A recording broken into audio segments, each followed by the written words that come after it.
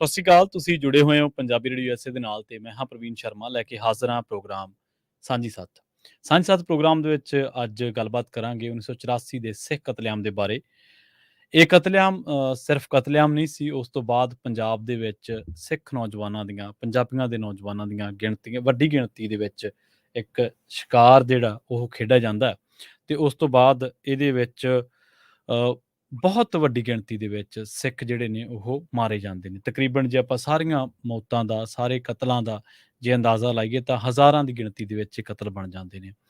ਇੰਦਰਾ ਗਾਂਧੀ ਨੇ ਸ੍ਰੀ ਦਰਬਾਰ ਸਾਹਿਬ ਅੰਮ੍ਰਿਤਸਰ ਜਿਹੜਾ ਕਿ ਮੁਕੱਦਸ ਅਸਥਾਨ ਹੈ, ਸਿੱਖ ਭਾਈਚਾਰੇ ਦੇ ਨਾਲ-ਨਾਲ ਦੂਜੇ ਭਾਈਚਾਰਿਆਂ ਦੇ ਵਿੱਚ ਵੀ ਇਸ ਅਸਥਾਨ ਦਾ ਬਹੁਤ ਵੱਡਾ ਸਤਿਕਾਰ ਹੈ, ਬਹੁਤ ਵੱਡਾ ਅਦਬ ਹੈ ਦੁਨੀਆ ਭਰ ਦੇ ਵਿੱਚ ਹੀ। ਅਤੇ ਜਦੋਂ ਇਹਦੇ 'ਤੇ ਹਮਲਾ ਹੁੰਦਾ ਅਤੇ ਉਸ ਤੋਂ ਬਾਅਦ ਰੋਸ ਵਜੋਂ ਇਹਦਾ ਜਿਹੜਾ ਰੋਸ ਹੈ ਉਹ ਸਤਵੰਤ ਸਿੰਘ, ਬੇਅੰਤ ਸਿੰਘ ਇੰਦਰਾ ਗਾਂਧੀ ਦੇ ਸੋਧੇ ਦੇ ਰੂਪ ਦੇ ਵਿੱਚ ਜ਼ਾਹਰ ਕਰਦੇ ਨੇ ਅਤੇ ਜਦੋਂ ਇੰਦਰਾ ਗਾਂਧੀ ਦਾ ਸੋਧਾ ਲੱਗਦਾ ਅਤੇ ਫਿਰ ਵੱਡੀ ਗਿਣਤੀ ਦੇ ਵਿੱਚ ਸਿੱਖਾਂ ਦਾ ਦਿੱਲੀ ਦੇ ਵਿੱਚ ਸ਼ਿਕਾਰ ਕੀਤਾ ਜਾਂਦਾ, ਉਹਨਾਂ ਨੂੰ ਮਾਰਿਆ ਜਾਂਦਾ, ਉਹਨਾਂ ਨੂੰ ਘਰੋਂ ਕੱਢ ਕੇ ਸਾੜਿਆ ਜਾਂਦਾ।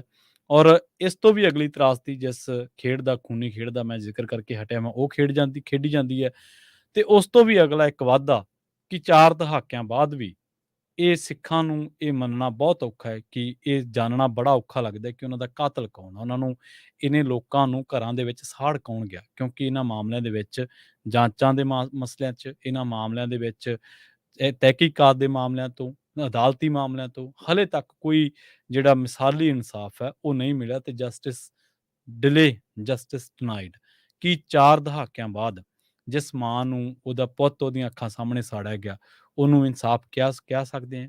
ਜਿਹੜੀਆਂ ਹਜ਼ਾਰਾਂ ਦੀ ਸੈਂਕੜੇ ਦੇ ਵਿੱਚ, ਹਜ਼ਾਰਾਂ ਦੀ ਗਿਣਤੀ ਦੇ ਵਿੱਚ, ਸੈਂਕੜਿਆਂ ਦੀ ਗਿਣਤੀ ਦੇ ਵਿੱਚ ਜਿਹੜੀਆਂ ਬੀਬੀਆਂ ਸੁਹਾਗਣਾਂ ਸੀ, ਉਹਨਾਂ ਦੇ ਸੁਹਾਗ ਖੋਲ੍ਹੇ ਗਏ ਕਿ 4 ਦਹਾਕਿਆਂ ਬਾਅਦ ਉਹ ਕਹਿ ਦੇਣਗੇ ਕਿ ਸਾਨੂੰ ਇਨਸਾਫ ਮਿਲ ਗਿਆ। ਸੋ ਕਿ 4 ਦਹਾਕਿਆਂ ਬਾਅਦ ਉਹ ਬੱਚੇ ਕਹਿ ਦੇਣਗੇ ਜਿਨ੍ਹਾਂ ਦੇ ਪੁੱਤ, ਮਾਤਾ, ਪਿਤਾ ਜਿਨ੍ਹਾਂ ਦੇ ਸਦਾ ਵੱਡੇ ਲਈ ਉਹਨਾਂ ਤੋਂ ਖੋਲ੍ਹੇ ਗਏ। ਸੋ ਉਹ ਜਿਹੜੀਆਂ ਚੀਜ਼ਾਂ ਨੇ ਹਾਲੇ ਤੱਕ ਵੀ ਸਿੱਖ ਹਿਰਦਿਆਂ ਦੇ ਵਿੱਚ ਇੱਕ ਚੀਜ਼ ਦੇ ਵਾਂਗੂ ਨੇ। ਇਸ ਬਾਬਤ ਗੱਲਬਾਤ ਕਰਾਂਗੇ। ਮੇਰੇ ਨਾਲ ਜੁੜ ਚੁੱਕੇ ਨੇ ਬਲਵਿੰਦਰ ਕੌਰ ਖਾਲਸਾ ਜੀ। ਬਲਵਿੰਦਰ ਕੌਰ ਜੀ, ਸਤਿ ਸ਼੍ਰੀ ਅਕਾਲ ਜੀ, ਸਵਾਗਤ ਹੈ ਜੀ ਪ੍ਰੋਗਰਾਮ ਦੇ ਵਿੱਚ। ਸਤਿ ਸ਼੍ਰੀ ਅਕਾਲ ਜੀ, ਬਹੁਤ-ਬਹੁਤ ਧੰਨਵਾਦ ਪ੍ਰਵੀਨ ਜੀ। ਜੀ। ਤੇ ਆਪਾਂ ਗੱਲ ਸ਼ੁਰੂ ਕੀਤੀ ਹੈਗੀ ਆ 1984 ਦੇ ਵਿੱਚ ਜੋ ਕਤਲੇਆਮ ਹੋਇਆ ਸੀ ਨਵੰਬਰ ਦੇ ਵਿੱਚ ਦਿੱਲੀ ਦੇ ਵਿੱਚ। ਸੋ ਤੁਸੀਂ ਗੱਲ ਕੀਤੀ ਕਿ ਪਤਾ ਨਹੀਂ ਲੱਗਾ, ਬੇਸ਼ੱਕ ਪਤਾ ਵੀ ਲੱਗ ਗਿਆ ਸੀ ਕਿਹਨੇ ਹਾਂਜੀ। ਕੀਤਾ, ਲੋਕ ਭੁੱਲਦੇ ਨੇਗੇ ਇਹਨਾਂ ਕਿਉਂਕਿ ਚੀਜ਼ਾਂ ਨੂੰ। ਅਦਾਲਤਾਂ 'ਚ ਤਾਂ ਉਹ ਤਾਂ ਬਰੀ ਹੋ ਰਹੇ ਆ ਨਾ, ਉਹਨਾਂ ਦੇ ਕੇਸ ਤਾਂ। ਜੀ, ਕੇਸ ਵੀ ਹਾਂ। ਹੋ ਰਹੇ ਆ ਸਾਰਾ ਕੁਛ ਹੀ, ਤੇ ਨਾਲ ਹੂੰ। ਦੀ ਨਾਲ ਜਿਹੜੇ ਬੰਦੇ ਫੜੇ ਸੀ ਉਹਨਾਂ ਨੂੰ ਵੀ ਹਾਂਜੀ। ਬੇਗੁਨਾਹ ਸਾਬਤ ਕੀਤਾ ਜਾ ਰਿਹਾ ਆ। ਹੂੰ। ਪਰ ਵੈਸੇ ਹੁਣ ਤਾਂ ਦੁਨੀਆ ਵੀ ਦੇਖ ਰਹੀ ਆ ਕਿ ਇਹ ਤਮਾਸ਼ਾ ਕੀ ਹੋ ਰਿਹਾ ਆ। ਜੀ। ਬੇਗੁਨਾਹੀ ਦਾ ਸਬੂਤ ਕਿਵੇਂ ਦਿੰਦੇ ਆ ਲੋਕ, ਜਦ ਕਿ ਉਦੋਂ ਸਾਹਮਣੇ ਹੀ ਸੀਗੇ ਸਾਰਿਆਂ ਦੇ। ਗਵਾਹ ਵੀ ਹੈਗੇ ਆ, ਗਵਾਹ ਵੀ ਕੁਛ ਦੁਨੀਆ ਤੋਂ ਚਲੇ ਗਏ, ਕੁਛ ਨੂੰ ਡਰਾ ਲਿਆ, ਕੁਛ ਨੂੰ ਖਰੀਦ ਲਿਆ, ਕਈਆਂ ਨੂੰ ਕੁਛ ਕਰ ਲਿਆ। ਜਿਹੜੇ ਹੈਗੇ ਵੀ ਆ ਉਹਨਾਂ ਦੀ ਗੱਲ ਸੁਣੀ ਨਹੀਂ ਜਾਂਦੀ ਹੈਗੀ। ਜੀ। ਸੋ ਬਹੁਤ ਕੁਛ ਹੋਇਆ ਆ ਆਪਣੇ ਤੇ, ਜਿਹੜੀ ਤਰਾਸਦੀ ਇਹ ਹੋਈ ਆ ਲੋਕਾਂ ਤੇ। ਕਈ ਮੈਂ ਦੇਖਦੀ ਹਾਂ ਕਿ ਕਈ ਲੋਕਾਂ ਨੇ ਇਹ ਮਤਲਬ ਕਿ ਸਮੇਂ ਦੇ ਹੀ ਹੁੰਦੇ ਆ ਜੀ। ਵੀ ਬਸ ਉਸ ਵੇਲੇ ਹੀ ਹੋ ਗਿਆ ਸਾਰਾ ਕੁਛ। ਪਰ ਜਿਹੜੀਆਂ ਕੌਮਾਂ ਹੁੰਦੀਆਂ, ਜਿਹੜੀ ਤੁਸੀਂ ਕੌਮਾਂ ਦੀ ਗੱਲ ਕੀਤੀ ਹੈ ਨਾ, ਹਾਂਜੀ। ਉਹ ਆਪਣੇ ਤੇ ਹੋਏ ਜ਼ੁਲਮਾਂ ਨੂੰ ਕਦੀ ਭੁੱਲਦੇ ਨਹੀਂ ਗੇ। ਜੀ। ਇਤਿਹਾਸਿਕ ਤੌਰ ਦੇ ਉੱਤੇ ਉਹ ਲੋਕ ਕਦੀ ਵੀ ਇਹਨਾਂ ਚੀਜ਼ਾਂ ਨੂੰ ਨਹੀਂ ਭੁੱਲਦੇ ਕਿ ਸਾਡੇ ਨਾਲ ਇਹ ਹੋਇਆ ਸੀ। ਅੱਜ ਵੀ ਆਪਾਂ ਦੁਨੀਆ ਦੇ ਵਿੱਚ ਦੇਖਦੇ ਹਾਂ ਹਾਂਜੀ। ਜਿਹੜੀਆਂ ਕੌਮਾਂ ਲਤਾੜੀਆਂ ਜਾ ਰਹੀਆਂ ਆ, ਜਿਨ੍ਹਾਂ ਦੇ ਉੱਤੇ ਇੰਨਾ ਤਸ਼ੱਦਦ ਹੋ ਰਿਹਾ ਆ, ਬਹੁਤ ਸਾਰਿਆਂ ਨੂੰ ਆਪਾਂ ਨੂੰ ਮੌਜੂਦਾ ਟਾਈਮ ਦੇ ਵਿੱਚ ਵੀ ਦਿਸ ਰਹੀਆਂ। ਬਹੁਤ ਸਾਰੇ ਹੋਰ ਕੰਟਰੀਆਂ ਦੇ ਵਿੱਚ, ਬਹੁਤ ਸਾਰੀਆਂ ਹੋਰ ਲੋਕਾਂ ਦੇ ਉੱਤੇ ਇਸ ਤਰ੍ਹਾਂ ਦੇ ਜਿਹੜੇ ਆ ਸਮੇਂ ਆਏ ਆ। ਹੂੰ। ਸੋ ਜਿਹੜੇ ਜ਼ਾਲਮ ਹੁੰਦੇ ਆ ਉਸ ਟਾਈਮ ਦੇ ਉੱਤੇ ਉਹ ਕਰਦੇ ਰਹੇ ਆ। ਜੀ। ਪਰ ਉਹਨਾਂ ਚੀਜ਼ਾਂ ਨੂੰ ਜਿਹੜਾ ਭੁੱਲ ਜਾਣਾ ਆ, ਭੁੱਲਣ ਲਈ ਕਹਿ ਦੇਣਾ ਆ, ਉਹ ਬਹੁਤ ਮਾੜੀ ਗੱਲ ਹੁੰਦੀ ਆ। ਹੂੰ। ਜਿਹੜੇ ਭੁੱਲ ਵੀ ਜਾਂਦੇ ਆ ਜਾਂ ਭੁੱਲਣ ਲਈ ਕਹਿੰਦੇ ਵੀ ਆ, ਉਹ ਚੀਜ਼ਾਂ ਜਿਹੜੀਆਂ ਨਾ ਬਰਦਾਸ਼ਤ ਨਹੀਂ ਹੁੰਦੀਆਂ ਹੈਗੀਆਂ। ਹੂੰ। ਸੋ ਸਾਨੂੰ ਵੀ ਹੁਣ ਇੰਨਾ ਚਿਰ ਹੀ ਹੋ ਗਿਆ ਜਦੋਂ ਦਾ ਰੇਡੀਓ ਸ਼ੁਰੂ ਹੋਇਆ, ਰੇਡੀਓ ਤੋਂ ਪਹਿਲਾਂ ਵੀ ਮੀਡੀਆ ਦੇ ਨਾਲ ਜੁੜੇ ਰਹੇ ਆ, ਵੀ ਇਹਨਾਂ ਦਿਨਾਂ ਦੇ ਵਿੱਚ ਆਪਾਂ ਹਰੇਕ ਵਾਰੀ ਯਾਦ ਕਰਦੇ ਇਹਨਾਂ ਚੀਜ਼ਾਂ ਨੂੰ। ਜੀ। ਹੁਣ ਯਾਦ ਕਰਕੇ ਅਫਸੋਸ ਪ੍ਰਗਟ ਕਰਕੇ ਵੀ ਕੁਛ ਨਹੀਂ ਹੁੰਦਾ। ਹੂੰ। ਤੇ ਉੱਥੇ ਅੱਗੇ ਕੀ ਕਰਨਾ ਆ, ਉਹਦੀ ਗੱਲ ਅਸੀਂ ਜ਼ਰੂਰ ਕਰਦੇ ਹੁੰਦੇ ਹਾਂ ਕਿ ਅੱਗੇ ਸਾਨੂੰ ਕੀ ਕਰਨਾ ਚਾਹੀਦਾ। ਸਾਡਾ ਮਤਲਬ ਇਹ ਨਹੀਂ, ਬਹੁਤ ਸਾਰੇ ਲੋਕ ਆ ਨਾ ਪ੍ਰਵੀਨ ਜੀ, ਉਹ ਜੀ। ਕਾਲ ਕਰਦੇ ਆ, ਤੁਸੀਂ ਕੀ ਹਰੇਕ ਸਾਲ ਕਰੀ ਜਾਂਦੇ ਏਦਾਂ ਹੀ, ਹੂੰ। ਤੁਸੀਂ ਕੀ ਪਿੱਟ ਸਿਆਪਾ ਪਾਏ ਆ। ਹੂੰ। ਸੋ ਉੱਥੇ ਉਸ ਟਾਈਮ ਦੇ ਉੱਤੇ ਉਹ ਹਾਕਮਾਂ ਨੂੰ ਨਹੀਂ ਕੁਛ ਵੀ ਕਹਿੰਦੇ। ਜੀ। ਜੀ। ਜਿਹੜੇ ਇਸ ਚੀਜ਼ ਦੇ ਵਿੱਚ ਲਤਾੜੇ ਗਏ, ਜਿਨ੍ਹਾਂ ਦੇ ਨਾਲ ਬੇਇਨਸਾਫੀ ਹੋਈ ਆ, ਉਹਨਾਂ ਨੂੰ ਗਾਲਾਂ ਕੱਢਦੇ ਆ। ਜੀ। ਪਰ ਗੱਲ ਕੀ ਹੈਗੀ ਆ ਵੀ ਇਹਨਾਂ ਗੱਲਾਂ ਨੂੰ ਯਾਦ ਕਰਨ ਦਾ ਮਤਲਬ ਕੀ ਹੁੰਦਾ ਆ? ਇਹ ਗੱਲ ਦੁਨੀਆ ਨੂੰ ਦੱਸਣ ਦਾ ਮਤਲਬ ਇਹ ਹੁੰਦਾ ਕਿ ਅੱਗੇ ਤੋਂ ਇਹੋ ਜਿਹੇ ਭਾਣੇ ਨਾ ਵਾਪਰਨ। ਹੂੰ। ਇਹੀ ਗੱਲ ਹੁੰਦੀ ਆ ਕਿ ਤੁਸੀਂ ਇਹਨਾਂ ਚੀਜ਼ਾਂ ਨੂੰ ਯਾਦ ਕਰਦੇ ਰਹੋ, ਜੀ। ਆਉਣ ਵਾਲੀਆਂ ਪੀੜ੍ਹੀਆਂ ਨੂੰ ਦੱਸਦੇ ਰਹੋ ਕਿ ਆਹ ਜ਼ੁਲਮ ਹੋਇਆ ਸੀਗਾ, ਕਿਉਂ ਕੀਤਾ ਸੀਗਾ। ਉਹ ਵੀ ਪਤਾ ਸੀ ਵੀ ਵੱਡਾ ਦਰਖਤ, ਬਹੁਤ ਵੱਡਾ ਦਰਖਤ ਜਿਹਨੇ ਸਾਰੀ ਦੁਨੀਆ ਤੇ ਰਹਿਣਾ ਸੀ, ਉਹ ਡਿੱਗਿਆ ਸੀਗਾ। ਹੂੰ। ਜਿਹਨੇ ਹਜ਼ਾਰਾਂ ਦੀ ਗਿਣਤੀ ਦੇ ਵਿੱਚ ਲੋਕ ਧਰਮ ਆਪਣੇ ਦੀ ਪੂਜਾ ਕਰਨ ਗਏ, ਧਾਰਮਿਕ ਤੌਰ ਦੇ ਉੱਤੇ ਧਾਰਮਿਕ ਦਿਹਾੜਾ ਮਨਾਉਣ ਗਏ, ਹੂੰ। ਉਹਨਾਂ ਨੂੰ ਉੱਥੇ ਬੰਬਾਂ ਦੇ ਨਾਲ, ਟੈਂਕਾਂ ਦੇ ਨਾਲ ਮਾਰ ਮੁਕਾਇਆ ਸੀਗਾ, ਜੀ, ਜੀ, ਬਿਲਕੁਲ। ਸ਼ਹੀਦ ਜਦੋਂ ਕਰ ਦਿੱਤੇ ਸੀ। ਜਦੋਂ ਇਸ ਹਮਲੇ ਦੀ ਗੱਲ ਸੁਣਦੇ ਹਾਂ ਤੇ ਉਹ ਜਦੋਂ ਦਾਸਤਾਨ ਸੁਣਦੇ ਹਾਂ, ਜਿਹੜੇ ਚਸ਼ਮਦੀਦ ਸੀਗੇ ਉਹਨਾਂ ਨੂੰ, ਬੱਚੇ ਵਿਚਾਰੇ ਪਿਆਸੇ ਦਰਬਾਰ ਸਾਹਿਬ ਦੇ ਵਿੱਚ ਆਪਣੇ ਜਾਨ ਜਿਹੜੀ ਦੇ ਗਏ, ਪ੍ਰਾਣ ਦੇ ਗਏ, ਕਿਉਂਕਿ ਉਹਨਾਂ ਨੂੰ ਪੀਣ ਨੂੰ ਪਾਣੀ ਨਹੀਂ ਦਿੱਤਾ ਗਿਆ। ਜਿਹੜੇ ਫੌਜੀ ਸੀ ਉਹ ਇਹ ਕਹਿੰਦੇ ਸੀਗੇ ਕਿ ਇਹ ਵੱਡੇ ਹੋ ਕੇ ਸਾਨੂੰ ਹੀ ਮਾਰਨਗੇ, ਅਸੀਂ ਕਿਉਂ ਪਾਣੀ ਦੇਈਏ। ਇਹੋ ਜਿਹੀ ਹੇਟ ਸੀ, ਇੱਕ ਨਫ਼ਰਤ ਫੈਲਾਈ ਗਈ। ਇਸੇ ਤਰ੍ਹਾਂ ਦੀ ਜਿਹੜੀ ਨਫ਼ਰਤ ਸੀ ਉਹ ਦੇਖਣ ਨੂੰ ਮਿਲੀ ਜਦੋਂ ਇੰਦਰਾ ਗਾਂਧੀ ਦਾ ਕਤਲ ਹੁੰਦਾ ਤੇ ਉਸ ਤੋਂ ਬਾਅਦ ਭੀੜਾਂ ਜਿਹੜੀਆਂ ਨੇ, ਭੀੜਾਂ ਜਿਹਦੇ ਵਿੱਚ ਹਰ ਜਿਹੜਾ ਦਿੱਲੀ ਦਾ ਬਸ਼ਿੰਦਾ, ਜਿਹਦੇ ਬਹੁ ਗਿਣਤੀ ਦੇ ਬਹੁਤ ਲੋਕ ਸਨ ਤੇ ਜਥੇਬੰਦੀਆਂ ਵੀ ਬਹੁ ਗਿਣਤੀ ਦੀਆਂ ਬਹੁਤ ਸਨ। ਇਹਨਾਂ ਦੇ ਵਿੱਚ ਇਕੱਲੀਆਂ ਭੀੜਾਂ ਹੀ ਨਹੀਂ ਸੀ, ਬਲਕਿ ਸੱਜਣ ਕੁਮਾਰ ਵਰਗੇ, ਐਚ.ਕੇ.ਐਲ. ਭਗਤ ਵਰਗੇ, ਜੀ, ਧਰਮਦਾਸ ਸ਼ਾਸਤਰੀ ਵਰਗੇ, ਜਗਦੀਸ਼ ਟਾਈਟਲਰ ਵਰਗੇ, ਕਮਲਨਾਥ ਵਰਗੇ, ਹੋਰ ਕਿੰਨੇ ਭੂਤਰੀਏ ਪੁਲਿਸ ਮੁਲਾਜ਼ਮ, ਅਫਸਰ, ਹੋਰ ਸਿੱਖਾਂ ਦੇ ਘਰਾਂ ਦੀ ਨਿਸ਼ਾਨਦੇਹੀ ਕਰਕੇ ਲੱਭ-ਲੱਭ ਕੇ, ਕੋਹ-ਕੋਹ ਕੇ ਸਿੱਖਾਂ ਨੂੰ ਮਾਰ ਰਹੇ ਸਨ। ਕਿਸੇ ਨੇ ਇਹ ਨਹੀਂ ਦੇਖਿਆ, ਹੋਰ ਤਾਂ ਹੋਰ ਜਿਹੜੇ ਸਿੱਖ ਪ੍ਰੋਮੀਨੈਂਟ ਫੇਸ ਸੀਗੇ, ਉਹਨਾਂ ਨੇ ਵੀ ਆਪਣੀ ਜਾਨ ਉਹਨਾਂ ਦਿਨਾਂ ਦੇ ਵਿੱਚ ਬੜੀ ਔਖ ਨਾਲ ਬਚਾਈ। ਸੋ ਇੱਥੋਂ ਇਸ ਗੱਲ ਦਾ ਵੀ ਅੰਦਾਜ਼ਾ, ਇਸ ਗੱਲ ਦਾ ਵੀ ਪਤਾ ਲੱਗਦਾ ਕਿ ਉਹਨਾਂ ਦੌਰ ਦੇ ਵਿੱਚ ਜੇਕਰ ਪ੍ਰੋਮੀਨੈਂਟ ਸਿੱਖ ਪਰਸਨਜ਼ ਨੂੰ ਲੁਕ-ਲੁਕ ਕੇ ਆਪਣੀ ਜਾਨ ਬਚਾਉਣੀ ਪਈ ਸੀ, ਤਾਂ ਉਹਨਾਂ ਦਿਨਾਂ ਦੇ ਵਿੱਚ ਆਮ ਲੋਕਾਂ ਦਾ ਕੀ ਹਾਲ ਹੋਊਗਾ। ਤੁਸੀਂ ਉਦੋਂ ਦੀਆਂ ਜਿਹਦੇ 84 ਦੇ ਸਮੇਂ ਦੀਆਂ, ਉਦੋਂ ਦੀਆਂ ਜੇ ਤੁਸੀਂ ਕਹਾਣੀਆਂ, ਉਹ ਦੁਖਾਂਤ ਕੱਢ ਕੇ ਪੜ੍ਹੋਗੇ ਤਾਂ ਤੁਹਾਡੇ ਲੂੰ ਕੰਡੇ ਖੜੇ ਹੋ ਜਾਂਦੇ ਆ। ਇੰਦਰਾ ਗਾਂਧੀ ਦਾ ਜਿਹੜਾ ਕਤਲ ਆ, ਉਹ ਕਹਿੰਦੇ ਸਿੱਖਾਂ ਨੇ ਸੁਭਾਵਿਕ ਨਹੀਂ ਸੀ ਕੀਤਾ, ਸਗੋਂ ਮੱਸਾ ਰੰਗੜ ਜਾਂ ਅਬਦਾਲੀ ਕਹਿ ਲਓ ਜਾਂ ਜ਼ਕਰੀਆ ਖਾਂ ਵਾਂਗੂ ਦਰਬਾਰ ਸਾਹਿਬ ਤੇ ਹਮਲਾ ਕਰਨ ਦੀ ਜਿਹੜੀ ਬੱਜਰ ਗਲਤੀ ਕੀਤੀ ਸੀ, ਇਸੇ ਕਰਕੇ ਹੀ ਉਹਨੂੰ ਸੋਧਿਆ ਗਿਆ ਸੀਗਾ। ਤੇ ਇਸੇ ਤਰ੍ਹਾਂ ਜਦੋਂ ਜਨਰਲ ਵੈਦਿਆ ਨੂੰ ਸੋਧਾ ਲਾਇਆ ਗਿਆ ਸੀ, ਕਹਿੰਦੇ ਉਹਦੀ ਪਤਨੀ ਵੀ ਉਹਦੇ ਨਾਲ ਸੀ, ਪਰ ਭਾਈ ਸੁੱਖਾ, ਭਾਈ ਜਿੰਦਾ ਨੇ ਜਿਹੜਾ ਉਹ ਸਿਰਫ ਜਨਰਲ ਵੈਦਿਆ ਨੂੰ ਹੀ ਮਾਰਿਆ ਸੀ, ਉਹਦੀ ਪਤਨੀ ਨੂੰ ਕੁਛ ਨਹੀਂ ਕਿਹਾ ਸੀ। ਸੋ ਇਹ ਵੀ ਪਤਾ ਲੱਗਦਾ ਕਿ ਸਿੱਖ ਗੁਨਾਹਗਾਰ ਤੋਂ ਬਦਲਾ ਜ਼ਰੂਰ ਲੈਂਦੇ ਆ, ਜਿਹਨੇ ਗੁਨਾਹ ਕੀਤਾ, ਜਿਹਨੇ ਕੋਈ ਚੜ੍ਹਾਈ ਕੀਤੀ ਹੈ ਸਿੱਖੀ ਦੇ ਉੱਤੇ, ਪਰ ਜਿਹੜਾ ਮਜ਼ਲੂਮ ਆ ਉਹਨੂੰ ਕਦੇ ਵੀ ਉਹ ਕਿਸੇ ਤਰ੍ਹਾਂ ਦੀ ਆਂਚ ਨਹੀਂ ਆਉਣ ਦਿੰਦੇ। ਕਤਲੇਆਮ ਦੇ ਵਿੱਚ ਜਦੋਂ ਆਪਾਂ ਸਵੇਰ ਦੀ ਰਿਪੋਰਟ ਦੇ ਵਿੱਚ ਵੀ ਜ਼ਿਕਰ ਕੀਤਾ ਸੀਗਾ ਕਿ ਇੱਕ ਬੱਚਾ ਸੀ, ਉਹ ਫੈਕਟਰੀ ਦੇ ਵਿੱਚ ਜੀ, 3 ਨਵਨੀਤ ਸਿੰਘ ਉਹਨਾਂ ਨਾਮ ਆ ਉਹਨਾਂ ਦਾ, ਉਹ ਹਾਲੇ ਹੈਗੇ ਨੇ। ਫੈਕਟਰੀ ਦੇ ਵਿੱਚ ਉਹਨਾਂ ਦੇ 3 ਮਜ਼ਦੂਰ ਸਨ। ਭੀੜ ਆਈ ਤੇ ਉਹਨਾਂ ਨੇ ਫੈਕਟਰੀ ਨੂੰ ਅੱਗ ਲਗਾ ਦਿੱਤੀ ਤੇ ਉਹਨਾਂ ਦੀ ਫੈਕਟਰੀ ਦੇ ਵਿੱਚ ਉਹਨਾਂ ਦੇ ਪਿਤਾ ਤੇ ਜਿਹੜੇ ਮੁਲਾਜ਼ਮ ਸੀ, ਉਹਨਾਂ ਨੂੰ ਸਾੜ ਦਿੱਤਾ ਗਿਆ ਸੀ। ਉਹ ਕਹਿੰਦੇ ਕਿ ਹੁਣ ਜਦੋਂ ਮੈਂ ਰੋਜ਼ ਫੈਕਟਰੀ ਦੇ ਵਿੱਚੋਂ ਲੰਘਦਾ ਵਾਂ ਤੇ ਮੈਨੂੰ ਐਂ ਲੱਗਦਾ ਮੈਂ ਆਪਣੇ ਪਿਤਾ ਦੀ ਲਾਸ਼ ਉੱਪਰੋਂ ਲੰਘ ਰਿਹਾ ਵਾਂ। ਤੇ ਹੂੰ, ਇੱਕ ਇਕੱਲੇ ਨਵੀਨ ਸਿੰਘ ਦੀ ਕਹਾਣੀ ਨਹੀਂ ਇਹ ਹਜ਼ਾਰਾਂ ਉਹਨਾਂ ਲੋਕਾਂ ਦੀ ਕਹਾਣੀ ਹੈ, ਜਿਨ੍ਹਾਂ ਦੇ ਆਪਣੇ ਇਸ ਭੀੜ ਤੰਤਰ ਨੇ, ਇਸ ਮੁਲਕ ਦੀ ਮਸ਼ੀਨਰੀ ਨੇ ਕੋਲੇ ਖੜ ਕੇ ਮਰਵਾਏ ਤੇ ਉਹਨਾਂ ਨੇ ਕਤਲ ਕੀਤੇ, ਨਾ ਗੁਰਦੁਆਰਾ ਸਾਹਿਬ ਛੱਡੇ, ਜਿਨ੍ਹਾਂ ਦੇ ਵਿੱਚ ਆਪਾਂ ਜਦੋਂ ਦੱਸਦੇ ਆ ਨਾ ਕਿ ਕਈ ਲੋਕ ਕਮਲਨਾਥ ਨੂੰ ਕਲੀਨ ਚਿੱਟ ਦਿੰਦੇ ਫਿਰਦੇ, ਅੱਜ ਕੱਲ੍ਹ ਤੁਹਾਨੂੰ ਪਤਾ ਹੀ ਹੋਣਾ। ਹਾਂਜੀ, ਗੁਰਦੁਆਰਾ ਸਾਹਿਬ ਨੂੰ ਅੱਗ ਲਾਉਣ ਵਾਲੀ ਭੀੜ ਦੀ ਅਗਵਾਈ ਕਰ ਰਿਹਾ ਸੀ ਕਮਲਨਾਥ ਸਿੰਘ, ਜਿਹੜੀ ਕਿ ਗੁਰਦੁਆਰਾ ਸਾਹਿਬ 3 ਨਵੰਬਰ 1984 ਨੂੰ ਸਟੇਟਸਮੈਨ ਅਖਬਾਰ ਨੇ ਨੇਮ ਇਹ ਉਹਦਾ ਨਾਮ ਲਿਖਿਆ ਸੀਗਾ। ਅੱਜ ਜੀ, ਤੱਕ ਕਿਸੇ ਤੇ ਕੋਈ ਕਾਰਵਾਈ ਨਹੀਂ ਹੋਈ। ਉਹ ਤੋਂ ਬਾਅਦ ਉਹ ਮੁੱਖ ਮੰਤਰੀ ਬਣਦਾ ਆਪਾਂ ਵੇਖਿਆ ਮੱਧ ਪ੍ਰਦੇਸ਼ ਦਾ। ਅੱਜ ਕੱਲ੍ਹ ਵੀ ਪੰਜਾਬ ਦੇ ਸੋਸ਼ਲ ਮੀਡੀਆ ਤੇ ਉਹਦੀ ਕਾਫੀ ਚਰਚਾ ਹੈ। ਸੋ ਪਹਿਲੀ ਗੱਲ ਕਿ ਬੇਦੋਸ਼ੀਆਂ ਨੂੰ ਮਾਰਨਾ, ਉਹਨਾਂ ਨੂੰ ਕਤਲ ਕਰਨਾ, ਤੇ ਦੂਜੀ ਗੱਲ ਉਹਨਾਂ ਬੇਦੋਸ਼ੀਆਂ ਨੂੰ ਕਚਹਿਰੀਆਂ ਦੇ ਵਿੱਚ 40-40 ਸਾਲ ਉਹਨਾਂ ਤੋਂ ਗੇੜੇ ਕਢਵਾਉਣੇ। ਉਹਨਾਂ ਨੇ ਕੀ ਗੁਨਾਹ ਕੀਤਾ ਵਾ? ਜਿਹੜੇ ਜਿਹੜੇ ਮਾਰ ਤੇ ਗੁਨਾਹ ਤਾਂ ਉਹਨਾਂ ਦਾ ਵੀ ਨਹੀਂ ਸੀਗਾ, ਪਰ ਜਿਹੜੇ ਬਚ ਗਏ, ਜਿਹੜੇ ਬਚ ਗਏ ਕਿਤੇ ਕੁਦਰਤੀ ਉਹਨਾਂ ਦੀ ਕਿਸਮਤ ਚੰਗੀ ਸੀ ਜਾਂ ਕਿਵੇਂ, ਛੱਡਣਾ ਤਾਂ ਕਿਸੇ ਨੂੰ ਨਹੀਂ ਸੀ ਭੀੜਾਂ ਨੇ, ਪਰ ਜਿਹੜੇ ਬਚ ਗਏ ਉਹਨਾਂ ਨੂੰ ਬਾਅਦ ਦੇ ਵਿੱਚ ਕਾਨੂੰਨ ਨੇ ਮਾਰਿਆ। ਉਹਨਾਂ ਨੂੰ ਕੋਹ-ਕੋਹ ਕੇ ਮਾਰਿਆ ਸਗੋਂ ਕਾਨੂੰਨ ਨੇ। ਜੀ। ਬਿਲਕੁਲ ਜੀ, ਬਿਲਕੁਲ, ਬਹੁਤ ਬੁਰੀ ਤਰ੍ਹਾਂ ਮਾਰਿਆ, ਬਹੁਤ ਬੁਰੀ ਤਰ੍ਹਾਂ ਉਹਨਾਂ ਝੰਜੋੜੇ ਗਏ ਉਹ ਲੋਕ।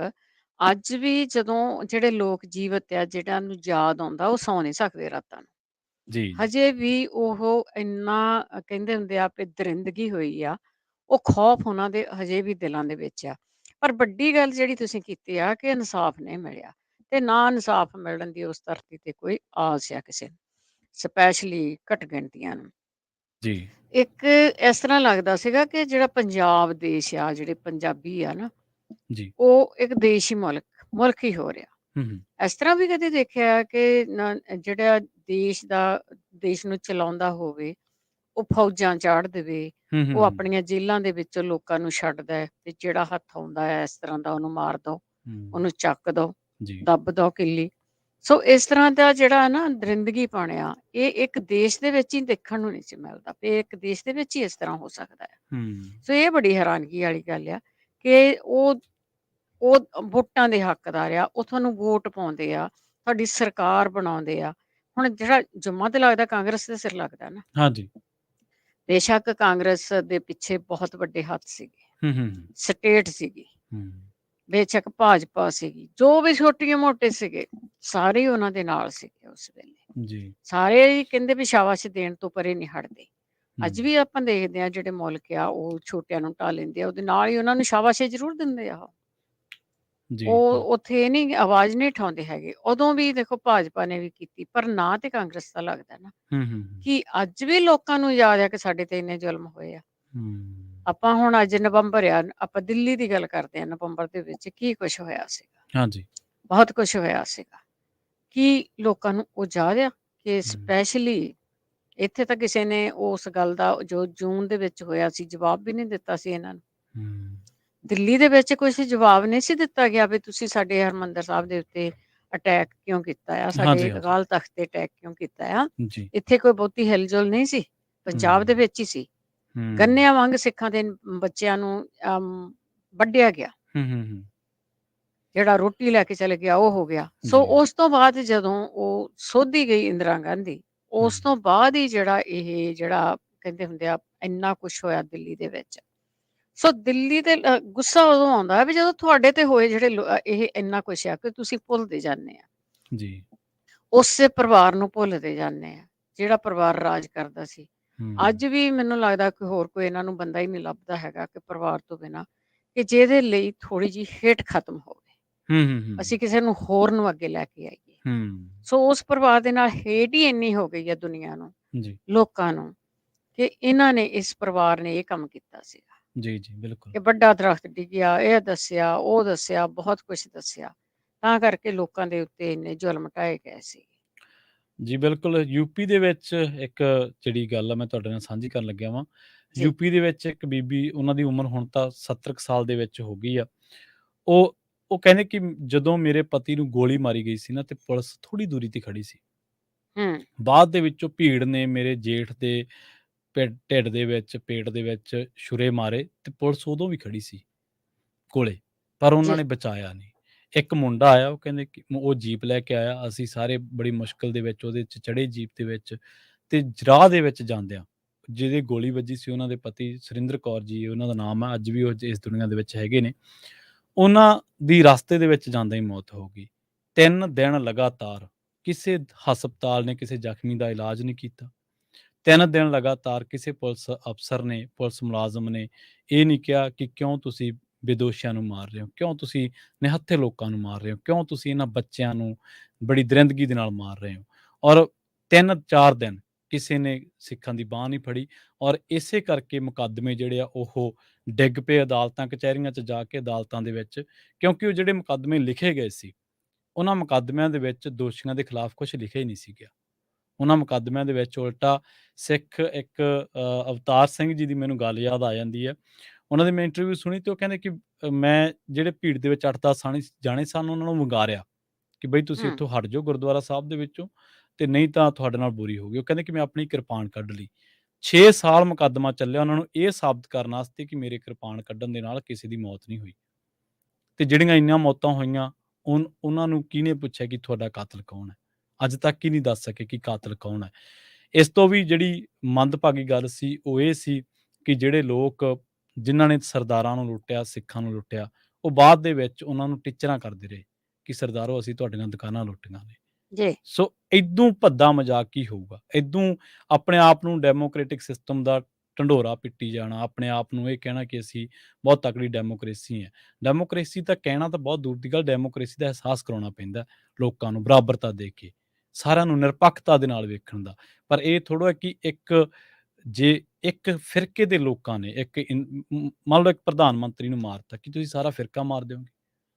ਕਿ ਤੁਸੀਂ ਉਸ ਫਿਰਕੇ ਦੇ ਬੱਚਿਆਂ ਨੂੰ ਵੀ ਮਾਰ ਦਿਓਗੇ? ਕੀ ਇਹ ਤੁਹਾਡਾ ਰੂਲ ਕਰਨ ਦਾ ਸਿਧਾਂਤ ਹੈ ਕਿ ਜੇ ਕਿਸੇ ਫਿਰਕੇ ਦੇ ਲੋਕਾਂ ਨੇ ਨਾਰਾਜ਼ਗੀ ਕਰਕੇ, ਕਿਉਂਕਿ ਸਾਰੀ ਗੱਲ ਸ਼ੁਰੂ ਤਾਂ ਸਿਆਸੀ ਤੌਰ ਤੇ ਹੀ ਹੁੰਦੀ ਹੈ, ਪਰ ਹਲੇ ਤੱਕ ਵੀ ਲੋਕ ਜਿਹੜੇ ਨੇ ਉਹ ਹੌਂਕੇ ਲੈ ਕੇ ਅਦਾਲਤਾਂ ਦੇ ਵਿੱਚ ਜਾਂਦੇ ਨੇ, ਜੀ। ਹੌਂਕਿਆਂ ਦੇ ਨਾਲ ਉਹ ਵਿਚਾਰੇ ਤਰੀਕਾਂ ਭੁਗਤਦੇ ਨੇ। ਪਰ ਕਦੇ ਖਬਰ ਆ ਜਾਂਦੀ ਹੈ ਸੱਜਣ ਕੁਮਾਰ ਦੇ ਵਿਰੁੱਧ ਦੋ ਸ਼ਾਇਦ ਨਹੀਂ ਹੋਏ, ਕਦੇ ਖਬਰ ਆ ਜਾਂਦੀ ਹੈ ਟਾਈਟਲਰ ਨੂੰ ਇਸ ਮੁਕੱਦਮੇ ਦੇ ਵਿੱਚ ਜਿਹੜਾ ਉਹ ਬਰੀ ਕਰ ਦਿੱਤਾ ਗਿਆ, ਕਦੇ ਕਮਲਨਾਥ ਹੋਰੇ ਬਰੀ। ਕਮਲਨਾਥ ਤਾਂ ਬਹੁਤ ਪੁਰਾਣਾ ਹੀ ਮੁਕੱਦਮਿਆਂ ਦੇ ਵਿੱਚੋਂ ਬਰੀ ਹੋ ਗਿਆ, ਉਹ ਤਾਂ ਕਈ ਵਾਰੀ ਮੁੱਖ ਮੰਤਰੀ ਵੀ ਬਣ ਗਿਆ ਮੱਧ ਪ੍ਰਦੇਸ਼ ਦਾ। ਸੋ ਇਸ ਤਰੀਕੇ ਦੇ ਨਾਲ ਜੇਕਰ ਸਮਝਿਆ ਜਾਵੇ ਕਿ ਇੱਕ ਫਿਰਕੇ ਦਾ ਪਹਿਲਾਂ ਕਤਲੇਆਮ ਕੀਤਾ ਗਿਆ, ਉਹਨਾਂ ਨੂੰ ਸਰਕਾਰੀ ਮਸ਼ੀਨਰੀ ਦੁਆਰਾ ਸਾਰਾ ਕੁਛ ਉਹਨਾਂ ਦੇ ਕਤਲੇਆਮ ਨੂੰ ਮੂਕ ਦਰਸ਼ਕ ਵਾਂਗੂ ਦੇਖਿਆ ਗਿਆ। ਉਸ ਤੋਂ ਬਾਅਦ ਉਹਨਾਂ ਨੂੰ ਨਿਆਂ ਦੇਣ ਦੀ ਬਜਾਏ, ਉਹਨਾਂ ਦੇ ਨਾਲ ਜਸਟਿਸ ਕਰਨ ਦੀ ਬਜਾਏ, ਸਗੋਂ ਉਹਨਾਂ ਨੂੰ ਕਚਹਿਰੀਆਂ ਦੇ ਵਿੱਚ ਵੀ ਕੋਹ ਕੇ ਮਾਰਿਆ। ਇਹ ਜਿਹੜੇ ਸੁਰਿੰਦਰ ਕੌਰ ਦੀ ਮੈਂ ਗੱਲ ਦੱਸੀ ਆ, ਅਵਤਾਰ ਸਿੰਘ ਜਦੋਂ ਦੱਸਦੇ ਨੇ, ਜਦੋਂ ਉਹਨਾਂ ਦੇ ਬਾਰੇ ਗੱਲਬਾਤ ਕਰਦੇ ਹਾਂ, ਅਵਤਾਰ ਸਿੰਘ ਜੀ ਦਾ ਜਿਹੜਾ ਪਰਿਵਾਰ ਸੀ ਉਹ ਉੱਤਰ ਪ੍ਰਦੇਸ਼ ਦੇ ਵਿੱਚ ਸੀਗਾ, ਕਾਨਪੁਰ ਦੇ ਵਿੱਚ। ਸੋ ਦਿੱਲੀ ਦੇ ਵਿੱਚ ਨਹੀਂ, ਦਿੱਲੀ ਸਮੇਤ ਦਰਜਨਾਂ ਥਾਵਾਂ ਦੇ ਵਿੱਚ ਦੇਸ਼ ਭਰ ਦੇ ਵਿੱਚ ਸਿੱਖਾਂ ਨੂੰ ਨਿਸ਼ਾਨਾ ਬਣਾਇਆ ਗਿਆ ਸੀਗਾ। ਉਹਨਾਂ ਦੇ 4 ਭਰਾ ਸੀਗੇ। 4 ਭਰਾਵਾਂ ਦੇ ਵਿੱਚੋਂ ਸਭ ਤੋਂ ਛੋਟੇ ਸਨ ਜਦੋਂ ਇਹ ਮਤਲਬ ਕਤਲੇਆਮ ਹੁੰਦਾ, ਤੇ ਉਹ 14 ਕੁ ਸਾਲ ਦੇ ਸੀਗੇ ਉਹਨਾਂ ਸਮਿਆਂ ਦੇ ਵਿੱਚ। ਉਹ ਕਹਿੰਦੇ ਕਿ ਜਿਹੜਾ ਭਰਾ ਸਾਡੇ ਘਰ ਨੂੰ ਅੱਗ ਲਾ ਦਿੱਤੀ ਗਈ, ਜਿਹੜਾ ਭਰਾ ਬਾਹਰ ਜਾਂਦਾ ਸੀ ਅੱਗ ਤੋਂ ਡਰਦਾ ਝੁਲਸਦਾ, ਤੇ ਉਹਨੂੰ ਬਾਹਰ ਮਾਰ ਦਿੱਤਾ ਜਾਂਦਾ ਸੀ ਭੀੜ ਵੱਲੋਂ। ਬੜੀ ਮੁਸ਼ਕਿਲ ਨਾਲ ਕਹਿੰਦੇ ਕਿ ਮੈਂ ਘਰ ਦੇ ਵਿੱਚੋਂ ਬਾਹਰ ਨਿਕਲਿਆ ਸੇਕ ਦੇ ਵਿੱਚੋਂ, ਤੇ ਜਦੋਂ ਮੈਂ ਦੇਖਿਆ ਤਾਂ ਸਾਹਮਣਾ ਜਿਹੜਾ ਸਾਡਾ ਘਰ ਸੀਗਾ, ਉੱਥੇ ਮੇਰੇ ਮਾਂ-ਪਿਓ ਤੇ ਮੇਰੇ ਚਾਚੇ ਤਾਏ ਤੇ ਮੇਰੀ ਭੈਣ, ਜਿਹਦਾ ਵਿਆਹ 28 ਨਵੰਬਰ ਨੂੰ ਰੱਖਿਆ ਹੋਇਆ ਸੀ, 1 ਨਵੰਬਰ ਨੂੰ ਇਹ ਕਤਲੇਆਮ ਹੁੰਦਾ।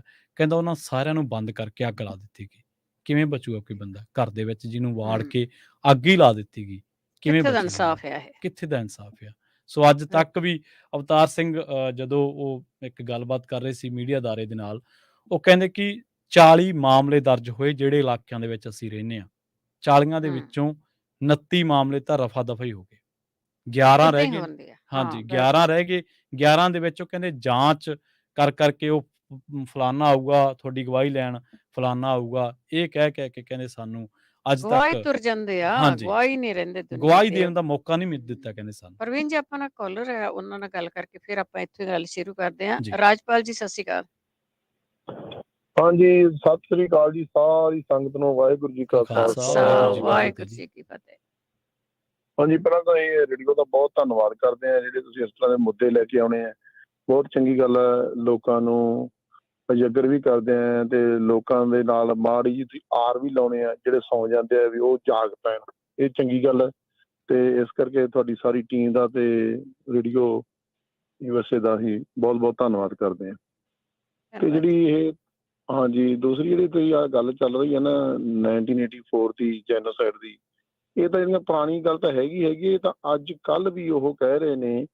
ਕੋਈ ਸਰਕਾਰ ਜਿਹੜੀ ਮਰਜ਼ੀ ਹੋਈ ਜਾਵੇ, ਜਿਹੜੀ ਦਿੱਲੀ ਦੀ ਸਰਕਾਰ ਹੈ, ਉਹ ਅੱਜ ਕੱਲ੍ਹ ਵੀ ਇਹੀ ਕਹਿ ਰਹੇ ਨੇ, ਭਾਈ ਤੁਸੀਂ ਉਹ ਗੱਲ ਕਰੋ ਨਾ, ਉਹ ਗੱਲ ਦੇ ਉੱਤੇ ਕੋਈ ਬੋਲੋ ਨਾ, ਜਿਹੜੀ ਗੱਲ ਹੋ ਗਈ ਆ ਉਹਨੂੰ ਤੁਸੀਂ ਭੁੱਲ ਜਾਓ, ਇਹੀ ਗੱਲ ਕਹਿ ਰਹੇ ਨੇ। ਤੇ ਆ ਤੁਹਾਨੂੰ ਹੁਣੇ ਦੀ ਨਵੀਂ ਗੱਲ ਸੁਣਾ ਦਿੰਦੇ ਆ। ਇੱਥੇ ਆਪਣੀ ਡਾਕਟਰ ਜਸਮੀਤ ਕੌਰ ਬੈਂਸ ਹੈ, ਜਿਹੜੀ ਪਿਕ ਸਪੀਡ ਤੋਂ ਅਸੈਂਬਲੀ ਵੂਮਨ ਬਣ ਕੇ ਗਈ ਹੈ 35 ਡਿਸਟ੍ਰਿਕਟ ਦੇ ਉੱਪਰ। ਉਹਨੇ ਇੱਥੇ ਜੈਨੋਸਾਈਡ ਦਾ ਹੁਣੇ ਆਪਣੀ ਅਸੈਂਬਲੀ ਦੇ ਵਿੱਚ ਪਾਸ ਕਰਾਇਆ 1984 ਦਾ। ਤੇ ਉਹਨੂੰ ਵੀ ਵੇਖ ਲਓ ਤੁਸੀਂ, ਥ੍ਰੇਟਾਂ ਆ ਰਹੀਆਂ ਨੇ ਵੀ ਭਾਈ ਤੁਸੀਂ ਇਉਂ ਕਿਉਂ ਕੀਤਾ, ਸਿੱਖ ਤੇਰੇ ਨਾਲ ਨਹੀਂ, ਆਹ ਨਹੀਂ, ਬੜੇ ਜਾਣੀ ਕਿ ਹੋਰ ਉਹਨਾਂ ਵੀ ਕਈਆਂ ਨੂੰ ਤਾਂ ਉਹਨਾਂ ਨੇ ਜਾਣੀ ਕਿ ਚਲੋ ਧਮਕੀਆਂ ਵੀ ਦਿੱਤੀਆਂ ਹੋਈਆਂ ਨੇ, ਤੇ ਆਪਣਾ ਉਹਨਾਂ ਨੂੰ ਵੀ ਜਾਣ ਕੇ ਸਪੈਸ਼ਲ ਧਮਕੀਆਂ ਦੇ ਰਹੇ ਨੇ ਵੀ ਤੁਸੀਂ ਇਸ ਚੀਜ਼ ਤੇ ਬੋਲੋ ਨਾ। ਇਸ ਤਰ੍ਹਾਂ ਦੀਆਂ ਗੱਲਾਂ ਵੀ ਚੱਲ ਰਹੀਆਂ ਨੇ। ਜੀ ਜੀ ਜੀ, ਬਿਲਕੁਲ। ਦੇਖੋ, ਉਹਨਾਂ ਨੇ ਆਪਣਾ ਜ਼ੋਰ ਲਾਉਣਾ, ਪਰ ਸਾਨੂੰ ਭੁੱਲਣਾ ਨਹੀਂ ਚਾਹੀਦਾ। ਹਾਂਜੀ, ਬਸ ਇਸੇ ਕਰਕੇ ਏਦਾਂ ਕਹਿੰਦੇ ਵੀ ਅਸੀਂ ਭਾਈ ਉਹਨਾਂ ਨੂੰ ਬੈਂਸ ਨੂੰ ਵੀ ਕਹਿੰਦੇ ਹਾਂ ਅਸੀਂ ਤਾਂ ਵੀ ਬਹੁਤ ਬਹੁਤ ਇਸ ਚੀਜ਼ ਦਾ ਅਸੀਂ ਥੈਂਕ ਯੂ ਕਰਦੇ ਹਾਂ ਸਪੈਸ਼ਲ ਤੌਰ ਤੇ, ਜਿਹੜਾ ਉਹਨਾਂ ਨੇ ਜਾ ਕੇ ਉੱਥੇ ਇਸ ਚੀਜ਼ ਦਾ ਮੁੱਦਾ ਚੱਕਿਆ। ਤੇ ਇਹਦਾ ਆਪਣਾ ਸਾਰੇ ਇਹ ਕੈਲੀਫੋਰਨੀਆ ਦੀਆਂ ਗੁਰਦੁਆਰੇ ਦੀਆਂ ਕਮੇਟੀਆਂ ਨੂੰ, ਪ੍ਰਬੰਧਕ ਕਮੇਟੀਆਂ ਨੂੰ ਵੀ ਕਹਿੰਦੇ ਆ ਵੀ ਉਹਨਾਂ ਦਾ ਮਾਣ ਸਨਮਾਨ ਕਰਨਾ ਚਾਹੀਦਾ, ਉਹਨਾਂ ਨੂੰ ਸਪੈਸ਼ਲ ਤੌਰ ਤੇ ਸੱਦਣਾ ਚਾਹੀਦਾ। ਜਿਹੜਾ ਬੱਚਾ ਇੰਨਾ ਵਧੀਆ ਕੰਮ ਕਰ ਰਿਹਾ ਤੇ ਲੋਕਾਂ ਦੀ ਆਵਾਜ਼ ਚੱਕ ਰਿਹਾ, ਤੇ ਉਹਨੂੰ ਭੁੱਲਣਾ ਨਹੀਂ ਚਾਹੀਦਾ। ਇਹੀ ਸਾਰਿਆਂ ਨੂੰ ਬੇਨਤੀ ਕਰਦੇ ਆ। ਤੇ ਇਹ ਚੀਜ਼ਾਂ ਜਿਹੜੀਆਂ ਹੈਗੀਆਂ ਇਹ ਇਕੱਠੇ ਹੋ ਕੇ ਕੀਤੀਆਂ ਜਾਣੀਆਂ। ਜੇ ਆਪਾਂ ਕੋਈ ਇਕੱਲੇ ਬੰਦਾ ਕਰ ਸਕਦਾ, ਜਾਂ ਬਹੁਤ ਬੰਦੇ ਦੇਖ ਰਹੇ ਆ, ਉਹਨਾਂ ਐਂਟੀ ਚੱਲ ਰਹੇ ਨੇ ਉਸ ਚੀਜ਼ ਦੇ ਉੱਤੇ, ਆਪਣੇ ਸਿੱਖ ਵੀ ਵਿੱਚ ਲੱਗੇ ਹੋਏ ਨੇ। ਹਾਂਜੀ, ਉਹ ਉਹਨਾਂ ਨੂੰ ਪੂਰੀ ਸ਼ੈ ਹੁੰਦੀ ਹੈ ਜੀ। ਹਾਂਜੀ, ਉਹਨਾਂ ਨੂੰ ਪੂਰੀ ਇਸ ਤਰ੍ਹਾਂ ਦੇ ਬੰਦੇ ਵੀ ਹੈਗੇ ਨੇ। ਹਾਂਜੀ, ਇਹੀ ਗੱਲ ਦੱਸਣੀ ਸੀ ਜੀ, ਤੇ ਅਸੀਂ ਤੁਹਾਡੇ ਨਾਲ ਹਾਂ ਤੇ ਬਹੁਤ ਤੁਸੀਂ ਵਧੀਆ ਕੰਮ ਧੰਨਵਾਦ ਕਰ ਜੀ, ਰਹੇ ਆ ਧੰਨਵਾਦ। ਤੇ ਸਾਰੀ ਸੰਗਤ ਨੂੰ ਵਾਹਿਗੁਰੂ ਜੀ ਕਾ ਖਾਲਸਾ, ਖਾਲਸਾ ਵਾਹਿਗੁਰੂ ਜੀ ਵਾਹਿਗੁਰੂ ਸਾ ਜੀ ਕੀ ਫਤਿਹ ਜੀ। ਵਾਹਿਗੁਰੂ ਜੀ ਕੀ ਫਤਿਹ। ਦੇਖੋ ਤਾਂ ਰੇਡੀਓ ਤੇ ਓਪਨਲੀ ਆ ਕੇ ਕਹਿ ਜਾਂਦੇ ਆ, ਜੀ। ਇਹਦੇ ਵਿੱਚ ਕੋਈ ਫਰਕ ਨਹੀਂ ਪੈਂਦਾ ਇੱਕਾ ਦੁੱਕਾ ਲੋਕਾਂ ਦੇ ਨਾਲ। ਹੂੰ। ਤੇ ਦੇਖੋ ਮੇਰੇ ਨਾਲ ਤਾਂ ਕੁਝ ਨਹੀਂ ਹੋਇਆ ਉੱਥੇ, ਮੈਂ ਤਾਂ ਹੈ ਹੀ ਨਹੀਂ ਸੀ, ਮੇਰੇ ਪਿੱਛੋਂ ਹੋਇਆ। ਪਰ ਜੀ। ਇਹ ਥੋੜੀ ਆ ਕਿ ਤੁਸੀਂ ਚੁੱਪ ਕਰਕੇ ਬਹਿ ਜਾਓ, ਕਿਸੇ ਤੇ ਹੋਏ ਜ਼ੁਲਮਾਂ ਦੀ ਗੱਲ ਨਾ ਕਰੋ, ਕੌਮ ਤੇ ਹੋਏ ਜ਼ੁਲਮਾਂ ਦੀ ਗੱਲ ਨਾ ਕਰੋ। ਜੀ। ਜੇ ਗੱਲ ਨਹੀਂ ਕਰਾਂਗੇ, ਤੁਹਾਨੂੰ ਅੱਜ ਮਹਿਸੂਸ ਨਹੀਂ ਹੁੰਦਾ, ਕੱਲ ਨੂੰ ਤੁਹਾਡੀ ਵਾਰੀ ਆ। ਬਿਲਕੁਲ। ਰਣਜੀਤ ਸਿੰਘ ਜੀ, ਰਣਜੀਤ ਸਿੰਘ ਜੀ, ਰਣਵੀਰ ਸਿੰਘ ਨਾਂ ਰਣਵੀਰ ਹੈ ਜੀ, ਜੀ ਮੇਰਾ। ਹਾਂਜੀ ਜੀ, ਹਾਂਜੀ, ਸੌਰੀ ਮੈਂ ਯੂਪੀ ਦਾ ਰਹਿਣ ਵਾਲਾ, ਮੈਂ ਪੀਲੀਭੀਤ ਡਿਸਟ੍ਰਿਕਟ ਦਾ ਮੇਰਾ ਹੈ ਜੀ, ਤੇ ਮੈਂ ਵੀ ਉਹਨੂੰ 1984 ਚ ਪੀਲੀਭੀਤ ਦੀ ਸਾਡੇ ਨਾਲ ਵੀ ਹੋਈ ਹੈ ਗੱਲ, ਜੀ। ਅੱਛਾ ਪਰ ਜੀ, ਅਸੀਂ ਵੀ ਮਸੀਂ ਬੱਚੇ ਬੜੇ ਲੱਕੀ ਰਹੇ ਅਸੀਂ। ਪਰ ਜੀ। ਉਹ ਇਹ ਕਹਿੰਦੇ ਸੀ ਮਾਰ ਡਾਲੋ ਸਰਦਾਰਾਂ ਕੋ, ਮਾਰ ਡਾਲੋ ਸਰਦਾਰਾਂ ਕੋ। ਇਹ ਹੂੰ, ਗੱਲਾਂ ਚੱਲਦੀਆਂ ਸੀ। ਤੁਸੀਂ ਜਿਹੜੀ ਇਹ ਗੱਲ ਲੈ ਕੇ ਆਉਂਦੇ ਆ, ਹਰ ਸਾਲ ਮੈਂ ਰੇਡੀਓ ਤੇ ਸੁਣਦਾ, ਮੈਂ ਪਹਿਲੀ ਵਾਰ ਕਾਲ ਕਰ ਰਿਹਾ ਤੈਨੂੰ ਜੀ। ਜੀ, ਤੇ ਇਸ ਕਰਕੇ ਮੈਂ ਥੈਂਕ ਯੂ ਕਰਦਾ ਜੀ ਤੁਹਾਡੇ ਦਾ, ਬਸ ਇਹੀ ਕਹਿ ਸਕਦਾ ਜੀ। ਥੈਂਕ ਯੂ, ਥੈਂਕ ਯੂ ਬਾਕੀ ਜੀ। ਹਾਂਜੀ, ਸਤਿ ਸ਼੍ਰੀ ਅਕਾਲ ਭਾਈ, ਸਤਿ ਸ਼੍ਰੀ ਅਕਾਲ ਜੀ। ਥੈਂਕ ਯੂ ਜੀ, ਬਹੁਤ ਬਹੁਤ ਧੰਨਵਾਦ ਹੈ ਜੀ। ਸੋ ਇਹਨਾਂ ਦੇਖੋ ਨੂੰ ਜੀ ਜੀ, ਚਸ਼ਮਦੀਦ ਹੀ ਕਹਿ ਸਕਦੇ ਹਾਂ ਜੀ ਇਹਨਾਂ ਨੂੰ, ਜਿਹੜੇ ਖੁਦ ਆਪਣੇ ਮੂੰਹੋਂ ਬਿਆਨ ਕਰ ਰਹੇ ਨੇ ਬਲਵਿੰਦਰ ਕੌਰ ਜੀ ਕਿ ਸਰਦਾਰਾਂ ਕੋ ਮਾਰ ਡਾਲੋ। ਇਸ ਤਰ੍ਹਾਂ ਦੀਆਂ ਆਵਾਜ਼ਾਂ ਤਾਂ ਨਾਅਰੇ ਸੀਗੀ, ਮਤਲਬ ਸਿੱਖਾਂ ਨੂੰ ਨਿਸ਼ਾਨਾ ਬਣਾਉਣ ਵਾਸਤੇ। ਔਰ ਇਹ ਸਭ ਤੋਂ ਵੱਡੀ ਸਾਡੀ ਤਰਾਸਦੀ ਹੈ ਕਿ ਉਦੋਂ ਬਹੁਤ ਘੱਟ ਲੋਕਾਂ ਨੇ, ਜੀ, ਬਹੁਤ ਹੀ ਘੱਟ ਲੋਕਾਂ ਨੇ ਸਿੱਖਾਂ ਦੇ ਲਈ ਹਾਂ ਦਾ ਨਾਅਰਾ ਮਾਰਿਆ ਸੀ। ਤਾਂ ਜੀ, ਸਾਰਾ ਮੁਲਕ ਹੀ ਤੁਰਿਆ ਫਿਰਦਾ ਨਾ, ਤੇ ਜਿਹੜੇ ਮੁਲਕ ਨੂੰ ਆਜ਼ਾਦ ਕਰਾਇਆ ਤੇ ਉਸ ਮੁਲਕ ਦੇ ਵਿੱਚ ਹੀ ਉਹਨਾਂ ਤੇ ਜ਼ੁਲਮ ਹੋਇਆ। ਇਸ ਤੋਂ ਵੱਡੀ ਤਰਾਸਦੀ ਕੀ, ਦੁਖਾਂਤ ਕੀ ਹੋ ਸਕਦਾ ਹੈ ਜੀ। ਬਿਲਕੁਲ ਪ੍ਰਵੀਨ ਜੀ, ਉਹ ਚੀਜ਼ਾਂ ਨਾ ਨਹੀਂ ਭੁੱਲਦੀਆਂ ਹੈਗੀਆਂ, ਜਿਹੜੇ ਦੂਜੇ ਪਾਸੇ ਖੜੇ ਸੀ ਜਾਂ ਹਾਂਜੀ ਉਰਲੇ ਪਾਸੇ ਖੜੇ ਸੀ, ਜੀ। ਸਾਰੇ ਹੀ ਯਾਦ ਆ, ਹੂੰ। ਸਾਰਿਆਂ ਨੂੰ ਸਾਰੇ ਯਾਦ ਆ, ਤਾਂ ਉਹ ਭੁੱਲਣੇ ਵੀ ਨਹੀਂ ਚਾਹੀਦੇ। ਹੂੰ। ਕਈ ਅੱਜ ਵੀ ਤੁਸੀਂ ਜ਼ਿਕਰ ਕੀਤਾ ਸੀ, ਅੱਜ ਵੀ ਕਹਿੰਦੇ ਆ ਵੀ ਕਮਲਨਾਥ ਨੇ ਕੱਖ ਨਹੀਂ ਕੀਤਾ, ਹਾਂਜੀ ਉਹਨੇ ਤਾਂ ਬਿਲਕੁਲ। ਕੋਈ ਜ਼ੁਲਮ ਹੀ ਨਹੀਂ ਕੀਤਾ ਲੋਕਾਂ ਤੇ। ਹੂੰ। ਸੋ ਇੰਨੀਆਂ ਵੀ ਅੱਖਾਂ ਮੀਟ ਕੇ ਨਹੀਂ ਚੱਲਣਾ ਚਾਹੀਦਾ। ਦੁਨੀਆ ਨੇ ਦੇਖੇ ਆ, ਹੁਣ ਦੁਨੀਆ ਦੇ ਸਾਹਮਣੇ ਆ ਗਏ ਆ, ਜੋ ਕਹਿਰ ਢਾਏ ਗਏ ਆ। ਜੀ। ਤੁਸੀਂ ਕਿਵੇਂ ਕਹਿ ਸਕਦੇ ਆ ਵੀ ਕੁਛ ਨਹੀਂ ਹੋਇਆ, ਕਿਸੇ ਨੇ ਕੁਛ ਨਹੀਂ ਕੀਤਾ? ਹੂੰ। ਇੰਨੀ ਸਪੋਰਟ ਨਹੀਂ ਕਰਨੀ ਚਾਹੀਦੀ। ਠੀਕ ਆ, ਤੁਹਾਡੀ ਪਾਰਟੀ ਹੋਊਗੀ, ਕੁਛ ਵੀ ਹੋਊਗਾ, ਪਰ ਜਿਹੜੇ ਬੰਦੇ ਨੇ ਜ਼ੁਲਮ ਕੀਤੇ ਉਹਨੇ ਕੀਤੇ ਆ, ਜੀ। ਉਹ ਇਸ ਤਰ੍ਹਾਂ ਨਹੀਂ ਕਹਿ ਸਕਦੇ। ਜੀ ਸੋ ਬਿਲਕੁਲ ਆਪਾਂ ਇੱਕ ਬ੍ਰੇਕ ਲੈ ਲੈਂਦੇ ਹਾਂ, ਜੀ। ਬ੍ਰੇਕ ਤੋਂ ਬਾਅਦ ਅਸੀਂ ਵਾਪਸ ਆਉਂਦੇ ਹਾਂ, ਹੂੰ। ਤੇ ਫਿਰ ਵਾਪਸ ਆਣ ਕੇ ਅਸੀਂ ਤੁਹਾਡੇ ਨਾਲ ਕਰਦੇ ਹਾਂ ਗੱਲਬਾਤ, ਇੱਕ ਛੋਟੀ ਜਿਹੀ ਬ੍ਰੇਕ ਬ੍ਰੇਕ ਤੋਂ ਤੋਂ ਬਾਅਦ। ਬਾਅਦ।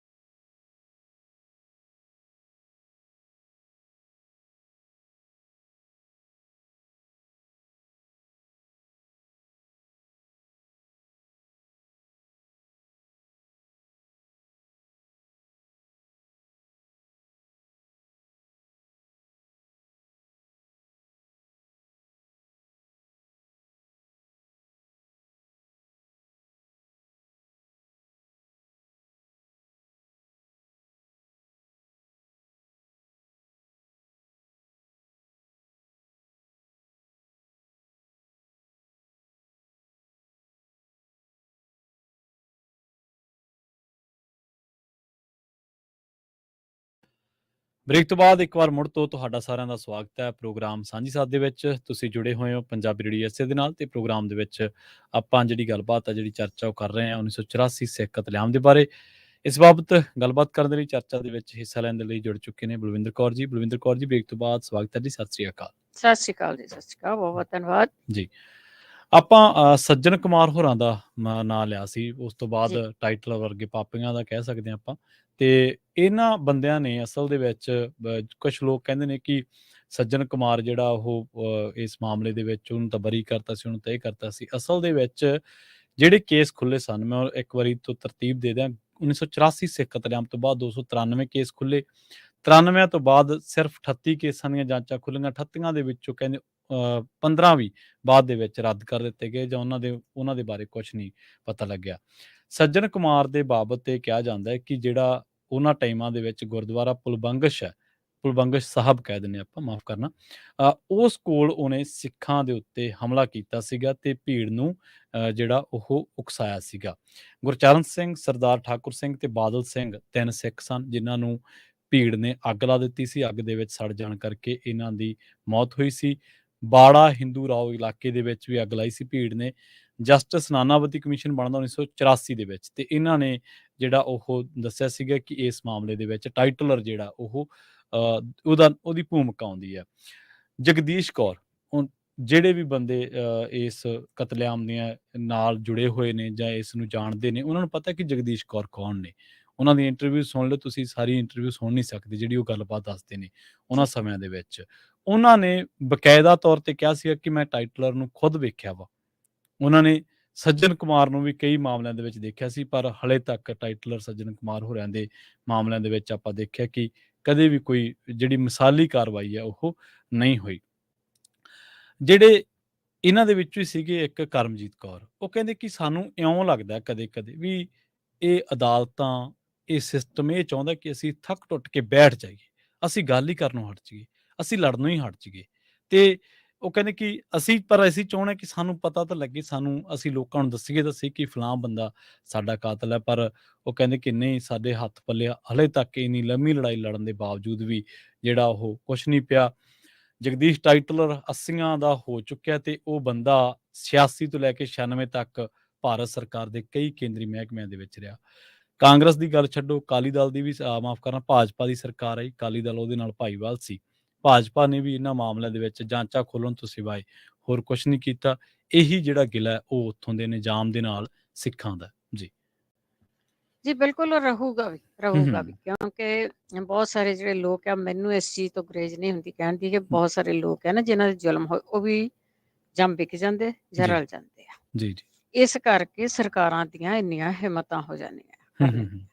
ਨਹੀਂ ਤਾਂ ਜਿੱਥੇ ਤੁਹਾਡੇ ਤੇ ਜ਼ੁਲਮ ਹੋਏ ਹੋਣ, ਜਿੱਥੇ ਤੁਹਾਡਾ ਜ਼ੋਰ ਪੈਂਦਾ ਹੋਵੇ, ਤੁਸੀਂ ਕਹਿਣ ਵਾਲੇ ਹੋਵੋ ਗੱਲ ਕਿਉਂਕਿ ਤੁਹਾਡੇ ਨਾਲ ਹੋਇਆ ਬਹੁਤਾ ਕੁਛ, ਉੱਥੇ ਸਰਕਾਰਾਂ ਝੁਕਿਆ ਨਹੀਂ ਜੀ, ਉੱਥੇ ਸਰਕਾਰਾਂ ਮੰਨਣ ਲਈ ਤਿਆਰ ਹੋ ਜਾਂਦੀਆਂ। ਪਰ ਇਹ ਬੜੀ ਕਹਿੰਦੇ ਹੁੰਦੇ ਆ ਦੁੱਖ ਵਾਲੀ ਗੱਲ ਹੈਗੀ ਆ। ਦਿੱਲੀ ਦੇ ਵਿੱਚ ਲੋਕ ਜਿਹੜੇ ਆ ਉਹ ਨਵੰਬਰ ਦੇ ਵਿੱਚ ਪੰਜਾਬ ਬੰਦ ਕਰਦੇ ਰਹੇ, ਦਿੱਲੀ ਬੰਦ ਨਹੀਂ ਕੀਤੀ ਕਦੀ ਉਹਨਾਂ ਨੇ। ਕਦੀ ਦਿੱਲੀ ਬੰਦ ਦਾ ਸੱਦਾ ਨਹੀਂ ਆਇਆ ਕਿ ਸਾਡੇ ਨਾਲ ਨਵੰਬਰ 'ਚ ਆ ਹੋਇਆ ਸੀ ਜੀ, ਪਰ ਉਹ ਪੰਜਾਬ ਬੰਦ ਜ਼ਰੂਰ ਕਰਾਉਂਦੇ ਰਹੇ ਆ। ਦੇਖੋ ਇੰਨੀ ਤਰਾਸਦੀ ਹੋਈ ਆ, ਇੰਨਾ ਕੁਛ ਹੋਇਆ ਆ ਲੋਕਾਂ ਦੇ ਨਾਲ, ਬਹੁਤ ਕੁਛ ਹੋਇਆ ਆ ਲੋਕਾਂ ਦੇ ਨਾਲ। ਫਿਰ ਵੀ ਜਿਹੜੇ ਬਹੁਤ ਸਾਰੇ ਲੋਕ ਆ ਨਾ ਉਹਦੇ ਵਿੱਚੋਂ ਫਾਇਦੇ ਖੱਟਣ ਦੇ ਵਿੱਚ ਲੱਗੇ ਰਹੇ ਤੇ ਅੱਜ ਵੀ ਲੱਗੇ ਹੋਏ ਆ।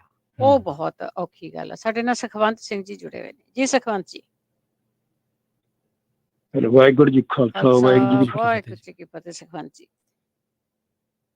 ਭੈਣ ਜੀ, ਮੈਂ ਆਪ ਖੁਦ ਇਸ ਦਾ ਵਿਕਟਮ ਹੈਗਾ ਵੀ ਜਦੋਂ ਹੋਇਆ ਸੀਗਾ ਜੀ, ਤੇ ਅਸੀਂ ਉਸ ਵੇਲੇ ਦਿੱਲੀ ਵਿੱਚ ਸੀ।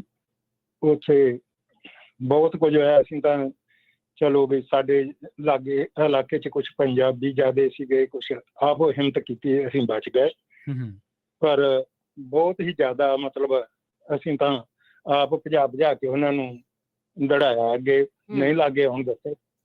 ਤੇ ਲਾਗੇ ਦੀਆਂ ਕਲੋਨੀਆਂ ਵਿੱਚ ਜਿਵੇਂ ਉੱਥੇ ਸਾਗਰਪੁਰ ਸੀ, ਇੱਕ ਘਰ ਦੇ 14 ਜੀ ਮਰੇ ਜੀ। ਤੇ ਉਹਨਾਂ ਵਿੱਚ ਕਈਆਂ ਵਿੱਚ ਮਾਰੇ ਜਾਣ ਵਾਲਿਆਂ ਵਿੱਚ ਜਿੱਦਾਂ ਸੰਤ ਲੌਂਗੋਵਾਲ ਦਾ ਭਾਣਜਾ ਜੋ ਪੰਜਾਬ ਸਿੰਧ ਬੈਂਕ 'ਚ ਅਸਿਸਟੈਂਟ ਮੈਨੇਜਰ ਸੀ, ਉਹ ਵੀ ਮਰਿਆ। ਉਦਾਂ ਮਰਿਆ ਨਹੀਂ ਸੀ, ਉਹਨੂੰ ਉਹਦੀਆਂ ਬਾਹਾਂ ਲੱਤਾਂ ਦੂਜੇ ਦੋਵੇਂ ਹੱਥ ਦੋਵੇਂ ਅੱਖਾਂ ਕੱਢ ਕੇ ਨਾਲੀ 'ਚ ਸੁੱਟਿਆ ਹੋਇਆ ਸੀ ਜਿਉਂ ਅਸੀਂ ਉਹਨੂੰ ਕੱਢ ਕੇ ਲਿਆਏ ਜੀ। ਤੇ ਉਦੋਂ ਬਾਅਦ ਅਸੀਂ ਹੋਰ ਵੀ ਬਹੁਤ ਕੈਂਪ ਲਾਇਆ ਇੱਥੇ। ਇਹ ਬੀਬੀ ਜਗਦੀਸ਼ ਕੌਰ ਹੁਣੀ ਸਾਰੇ ਉੱਥੇ ਰਹਿੰਦੇ ਸੀ ਸਾਡੇ ਕੋਲ ਹੀ। ਪਰ ਅਸੀਂ ਜੇ ਉਹਨੂੰ ਕਿਉਂਕਿ ਸਿੱਖਾਂ ਦੇ ਫੋਨ ਵੀ ਤਕਰੀਬਨ ਡੈਡ ਕਰ ਦਿੱਤੇ ਗਏ, ਅਸੀਂ ਹੋਰ ਗੁਆਂਢੀਆਂ ਦੇ ਫੋਨਾਂ ਤੋਂ ਕਰਕੇ ਉਸ ਵੇਲੇ ਵਾਜਪਾਈ ਨੂੰ ਕਾਲ ਕੀਤੀ ਤਾਂ ਉਹਨੇ ਪਹਿਲੇ ਦਿਨ ਦਾ ਜਿਹੜਾ ਇਹ ਕਤਲੇਆਮ ਦਾ ਅੰਕੜਾ ਜਿਹੜਾ ਉਹਨੇ 2950 ਦੱਸਿਆ ਇੱਕ ਦਿਨ ਦਾ ਕੱਲੀ ਦਿੱਲੀ ਦਾ। ਤੇ ਇਸ ਤੋਂ ਬਾਅਦ ਤੁਹਾਨੂੰ ਪਤਾ ਹੀ ਹੈ ਜੋ ਕੁਛ ਹੋਇਆ। ਬੜੇ ਬੜੇ ਜਿਹੜੇ ਕਾਂਗਰਸੀ ਲੀਡਰ ਅਖਵਾਉਂਦੇ ਸੀ, ਜਿਨ੍ਹਾਂ 'ਚ ਕੈਂਪਾ ਕੋਲਾ ਵਾਲਾ ਜੋ ਚਰਨਜੀਤ ਸਿੰਘ ਹੁੰਦਾ ਸੀ MP ਸੀ ਦਿੱਲੀ ਤੋਂ, ਉਹਦੀ ਫੈਕਟਰੀ ਸਾੜ ਦਿੱਤੀ ਗਈ। ਉਹਨਾਂ ਨੇ ਪਤਾ ਨਹੀਂ ਕਦਾਂ ਵਿਚਾਰਿਆਂ ਆਪਣੀ ਜਾਨ ਬਚਾਈ ਹੋਊ। ਹੋਰ ਵੀ ਬੜੇ ਬੜੇ ਜਿਵੇਂ ਜਸਟਿਸ ਸੋਢੀ ਆ, ਇਹ ਵੀ ਜਿਹੜੇ ਉਦੋਂ ਪਹਿਲਾਂ ਵਕੀਲ ਹੁੰਦੇ ਸੀ, ਜਿਹੜੇ ਆਪਣੇ ਆਪ ਨੂੰ ਕਾਂਗਰਸੀ ਖਵਾਉਂਦੇ ਸੀ। ਅਸੀਂ ਮਾਫ ਕਰਨਾ ਜਿਉਂ ਰਣਜੀਤ ਸਿੰਘ ਨਿਰੰਕਾਰੀ ਕੈਂਡ ਹੋਇਆ ਤੇ ਅਸੀਂ ਇਹਦੇ ਕੋਲ ਗਏ ਵੀ ਤੂੰ ਵਕੀਲ ਬਣ ਜਾ। ਕਹਿੰਦਾ ਨਹੀਂ ਮੈਂ ਸਿੱਖ ਨਹੀਂ ਹੈਗਾ। ਪਰ ਜਦੋਂ ਆਹ ਕਾਂਡ ਵਰਤ ਗਿਆ, ਇਹਨੇ ਖੁਦ ਆ ਕੇ ਸਾਡੇ ਕੋਲ ਮਾਫੀ ਮੰਗੀ ਕਿ ਮੈਨੂੰ ਮਾਫ ਕਰ ਦਿਓ, ਹੁਣ ਮੈਨੂੰ ਪਤਾ ਲੱਗਾ ਮੈਂ ਸਿੱਖ ਹਾਂ। ਇਸ ਕਰਕੇ ਬਹੁਤ ਹੀ ਕਤਲੇਆਮ ਦਾ ਜਿਹੜਾ ਸੀਗਾ ਉਹ ਇੱਕ ਨੰਗਾ ਨਾਚ ਸੀ। ਇਹਦੇ ਵਿੱਚ ਸ਼ਰੇਆਮ ਜਿਹੜੇ ਹਰਿਆਣੇ ਤੋਂ ਖਾਸ ਤੌਰ ਤੇ ਆਉਂਦੇ ਗਏ ਸੀ, ਆਂਢੀ ਗੁਆਂਢੀ ਬਹੁਤੇ ਨਹੀਂ ਸੀਗੇ, ਜਿਹੜੇ ਖਾਸ ਤੌਰ ਤੇ ਝੁੱਗੀਆਂ ਵਾਲੇ ਸੀ, ਉਹ ਜਿੰਨਾ ਵੀ ਕੋਈ ਹੈਗਾ ਸੀਗਾ, ਜਿਹੜਾ ਕੋਈ ਵੀ ਕ੍ਰਿਮੀਨਲ ਸੀਗਾ, ਸਾਰਿਆਂ ਨੂੰ ਖੁੱਲੀ ਛੁੱਟੀ ਦੇ ਦਿੱਤੀ ਗਈ। ਈਵਨ ਜਿੱਥੇ ਕਿਤੇ ਕੋਈ ਆਪਣੇ ਆਪ ਕਿਸੇ ਕੋਲ ਹਥਿਆਰ ਸੀ, ਉਹ ਆ ਕੇ ਪੁਲਿਸ ਵਾਲਿਆਂ ਲੈ ਅੱਗੇ ਅਗਵਾਈ ਕਰਕੇ ਦੱਸਦੇ ਸੀ ਵੀ ਆਹ ਸਿੱਖਾਂ ਦਾ ਘਰ, ਇਹਨੂੰ ਪੈ ਜਾਓ, ਉਹਨੂੰ ਜੋ ਮਰਜ਼ੀ ਕਰ ਲਵੋ। ਬੀਬੀਆਂ ਨਾਲ ਵੀ ਬਹੁਤ ਹੋਇਆ। ਬਹੁਤ ਹੀ ਮਾੜਾ ਇਹ ਮੰਜ਼ਰ ਸੀ। ਇਹ ਇੱਕ ਥਾਂ ਨਹੀਂ ਹੋਇਆ, ਦਿੱਲੀ 'ਚ ਹੋਰਨਾਂ ਦੇ ਸਾਰੇ ਥਾਵਾਂ ਤੇ ਹੋਇਆ। ਇਸ ਦਾ ਮੁੜ ਕੇ ਕੋਈ ਇਨਸਾਫ ਨਹੀਂ ਮਿਲਿਆ। ਜੀ ਜੀ ਜੀ। ਸਭ ਤੋਂ ਵੱਡੀ ਗੱਲ ਇਨਸਾਫ ਨਹੀਂ ਮਿਲਿਆ ਜਿੱਦਣ ਸੰਤ ਲੌਂਗੋਵਾਲਾ ਸਮਝੌਤਾ ਹੋਇਆ ਹਰਜੀਤ ਦਾ, ਉਸ ਦਿਨ। ਕਿਉਂਕਿ ਪਹਿਲਾਂ ਉਸ ਲੈ ਕੇ ਜਾਂਦੇ ਸੀਗੇ, ਸਾਰਿਆਂ ਨੂੰ ਵਾਰਦੇ ਸੀ, ਸਹੀ ਕਰਕੇ ਉਹਨਾਂ ਨੇ ਕਲਾ ਲੌਂਗੋਵਾਲ ਤੇ ਬਾਦਲ ਤੋਂ ਰੱਖ ਲਿਆ। ਉਦੋਂ ਇੱਕ ਵਾਰ ਰਾਜੀਵ ਨੇ ਕਿਹਾ ਮਾਫ ਕਰ ਦਿਓ। ਮੈਂ ਕਿਹਾ ਵੀ ਤੂੰ ਸਾਰਿਆਂ ਨੂੰ ਏਦਾਂ ਕਰ ਵੀ ਇਹਨਾਂ ਨੂੰ ਸਜ਼ਾ ਦੇ ਦੇ, ਜੋਧਪੁਰ ਵਾਲੇ ਛੱਡ ਦੇ, ਤੇ ਜੋ ਕੁਛ ਤੂੰ ਕੀਤਾ ਆ ਉਹ ਆਪਣੇ ਪਰਿਵਾਰ ਨਾਲ ਕਰ ਲੈਣ ਦੇ, ਤਾਂ ਤੈਨੂੰ ਮਾਫ ਕਰ ਦਿੰਦੇ। ਤੋ ਇਸ ਗੱਲ ਉਹਨਾਂ ਸਾਨੂੰ ਬਾਹਰ ਕੱਢ ਦਿੱਤਾ ਵੀ ਜਿਹੜੇ ਖਰੀਆਂ ਸੁਣਾਉਂਦੇ ਸੀਗੇ। ਤੇ ਇਹ ਬਹੁਤ ਹੀ ਇੱਕ ਵੇਖਿਆ ਨਹੀਂ ਜਾ ਸਕਦਾ। ਮੇਰੇ ਕੋਲ ਹਾਲੇ ਵੀ ਕਾਰਡ ਹੈ ਜਿਹੜਾ ਮੇਰਾ ਵੀ ਬਣਿਆ ਹੋਇਆ ਦੰਗਾ ਪੀੜਤਾਂ ਦਾ ਕਹਿ ਕੇ ਬਣਾਇਆ। ਚਲੋ ਉਦੋਂ ਅਸੀਂ ਲਿਆ ਕੁਛ ਨਹੀਂ, ਕੀਤਾ ਕੁਛ ਨਹੀਂ, ਪਰ ਉਹ ਬਣਾਇਆ ਸੀ ਵੀ ਅਸੀਂ ਵੀ ਇਹਦੇ ਵਿੱਚ ਆਏ ਹੋਏ ਆ, ਇਸ ਲਪੇਟ ਦੇ ਵਿੱਚ ਆਏ ਆ। ਜੀ ਜੀ। ਮੁੜ ਕੇ ਅਸੀਂ ਕੈਂਪ ਲਾਈ ਰੱਖਿਆ, ਸਾਰਿਆਂ ਦੇ ਮੁਕੱਦਮੇ ਕੀਤੇ, ਉਦੋਂ ਕੋਈ ਨਹੀਂ ਆਇਆ। ਕਮਿਸ਼ਨ ਜਿੰਨੇ ਸੀ ਆਏ, ਉਹਨਾਂ ਨੇ ਲਿਖਿਆ, ਉਹਨਾਂ ਨੂੰ ਮੋਹਰੇ ਹੋ ਕਰਾਇਆ, ਜਿੰਨੇ ਵੀ ਨਾਂ ਲਿਖਾਏ ਆ। ਇਹ ਮੁੜ ਕੇ ਸਾਰੇ ਜਿੰਨੇ ਵੀ ਪੇਪਰ ਸੀਗੇ ਜੀ, ਇਹ ਮੈਂ ਤੇ ਇੱਕ ਗੁਰਚਰਨ ਸਿੰਘ ਬੱਬਰ ਹੁੰਦਾ ਸੀ ਪੱਤਰਕਾਰ, ਉਹਨਾਂ ਨੇ ਇਕੱਠੇ ਕੀਤੇ ਐਫੀਡੇਵਿਟ, ਇਹ ਸਾਰੇ ਮੁਕੱਦਮੇ ਲਾਏ, ਉਹਨਾਂ ਨੂੰ ਦਿੱਤੇ ਜਿੰਨੇ ਕਮਿਸ਼ਨ ਬਣੇ ਸੀਗੇ। ਤੇ ਜਦੋਂ ਫਿਰ ਬਾਅਦ 'ਚ ਇਹ ਫੂਲ ਕੇ ਹੁਣੀ ਜਾਂ ਹੋਰ ਵਕੀਲ ਜਿਹੜੇ ਸਾਰੇ ਬਾਅਦ 'ਚ ਆਏ, ਉਦੋਂ ਕੋਈ ਨਹੀਂ ਆਇਆ ਜੀ। ਇਹ ਬਹੁਤ ਕਾਫੀ, ਇਹ ਤਾਂ 10 ਸਾਲ ਤੋਂ ਹੀ ਬਾਅਦ ਜਾ ਕੇ ਆਏ ਆ ਇਹਨਾਂ ਨੇ, ਕਿਉਂਕਿ ਉਦੋਂ ਫਿਰ ਦੂਜਿਆਂ ਨੂੰ ਇਨਸਾਫ ਦੀ ਆਸ ਟੁੱਟ ਗਈ। ਉਹਨਾਂ ਨੇ ਫਿਰ ਛੱਡਤਾ ਵੀ ਚਲੋ ਹਰ ਕਿਸੇ ਨੂੰ, ਤੁਹਾਨੂੰ ਪਤਾ ਵੀ ਇੰਨਾ ਕਿਸੇ ਦਾ ਕੋਲ ਵੇਲ ਨਹੀਂ, ਮਗਰ ਫਾਈਨੈਂਸ਼ੀਅਲ ਹਾਲਤ ਬੜੀ ਹੁੰਦੀ ਆ, ਹਰ ਇੱਕ ਨੇ ਆਪਣੀ ਘਰ ਜਾਣਾ, ਦਿਹਾੜੀ ਲਾਉਣੀ ਆ। ਤੇ ਅਸੀਂ ਜਿੱਥੇ ਆਪਣੇ ਗਵਾਹ ਖੜੇ ਕਰਦੇ ਸੀ, ਉਹਨਾਂ ਨੂੰ ਜੇ ਉਹ ਕੋਈ 1000 ਰੁਪਈਆ ਦੇ ਦਿੰਦੇ ਸੀ ਤੇ ਗਵਾਹ ਮੁੱਕਰ ਜਾਂਦੇ ਸੀ। ਸਮਝੇ ਕਿ ਨਹੀਂ? ਆ ਵੀ ਬੜਾ ਹੋਇਆ ਸਾਡੇ ਨਾਲ। ਅਖੀਰ ਤੇ ਹੁਣ ਤੱਕ ਬਹੁਤ ਹੀ ਇਹ ਮਾੜਾ ਹੋਇਆ, ਬਹੁਤ ਹੀ ਮਾੜਾ ਹੋਇਆ ਜੀ। ਤੇ ਸਾਨੂੰ ਨਹੀਂ ਸੀ ਪਤਾ, ਮੈਂ ਗੱਲ ਕੱਲ ਦੀ 1 ਨਵੰਬਰ ਦੇ ਕਰਨ ਲੱਗਾ ਜੋ ਇਹ ਕਾਂਡ ਹੋਇਆ ਉਹ ਸੀਗਾ। ਮਾੜਾ ਜਿਹਾ ਮੇਰਾ ਫੋਨ ਨਾ ਕੱਟਿਓ ਕਿਉਂਕਿ ਹਾਂਜੀ ਕੋਈ ਨਹੀਂ ਮੇਰਾ ਵਿਆਹ 82 ਚ ਹੋਇਆ। ਹਾਂਜੀ, ਨਹੀਂ ਮੈਂ ਮਾੜੀ ਜਿਹੀ ਆਊਟ ਜਾ ਕੇ ਗੱਲ ਕਰਨੀ ਆ ਤਾਂ ਵੀ ਉਹ ਮੇਰਾ 82 ਚ ਵਿਆਹ ਹੋਇਆ ਤੇ ਅਸੀਂ ਘਰੇ ਬੈਠੇ ਤੇ ਬਾਹਰ ਹੁੱਕਾ ਆਇਆ, ਦਰੀਆਂ ਚਾਦਰਾਂ ਕੇਸ ਮੇਰੇ ਘਰ ਵਾਲੀ ਭੱਜ ਕੇ ਗਈ ਜੀ ਤੇ ਕਹਿੰਦੀ ਮਾਮਾ ਆਇਆ। ਅਸੀਂ ਕਿਹਾ ਵੀ ਉਹਦਾ ਮਾਮਾ ਕਿਹੜਾ ਆ ਗਿਆ? ਉਹ ਚਾਦਰਾਂ ਦਰੀਆਂ ਖੇਸ ਵੇਚਣ ਵਾਲਾ ਜਿਹੜਾ ਇਨਸਾਨ ਸੀਗਾ ਉਹ ਬੇਅੰਤ ਸਿੰਘ ਦਾ ਡੈਡੀ ਸੀ। ਬਾਅਦ ਚ ਪਤਾ ਜੀ ਨਿਕਲਿਆ ਉਹ ਬੇਅੰਤ ਸਿੰਘ ਦਾ ਡੈਡੀ ਸੀ ਸਾਡੇ। ਉਹ ਇਹ ਕੰਮ ਕਰਦੇ ਹੁੰਦੇ ਸੀ ਤੇ ਵੀ ਉਹ ਵੇਚਦੇ ਸੀ। ਸਾਨੂੰ ਨਹੀਂ ਪਤਾ ਵੀ ਇਹਦਾ ਮੁੰਡਾ ਉਹ ਵਿਚਾਰੇ ਵੀ ਸਾਡੇ ਘਰਾਂ ਦੇ ਨਾਲ ਇੱਕ ਹੋਰ ਘਰ ਹੁੰਦਾ ਸੀ, ਉੱਥੇ ਰਾਤ ਨੂੰ ਹੀ ਰਹਿ ਜਾਂਦੇ ਸੀਗੇ। ਤੇ ਮਤਲਬ ਮੇਰੇ ਕਹਿਣ ਦਾ ਮਤਲਬ ਇੱਕ ਉਹ ਇਨਸਾਨ ਜਿਹੜੇ ਇਹ ਕੰਮ ਕਰਦੇ ਉਹਨਾਂ ਦੇ ਲੜਕੇ ਨੇ ਇਹ ਕੰਮ ਕੀਤਾ ਆ, ਜਿਹੜੇ ਆਪਾਂ ਕਹਿੰਦੇ ਵੀ ਉਹ ਵਿਚਾਰੇ ਜਲਾਹੇ ਸੀਗੇ।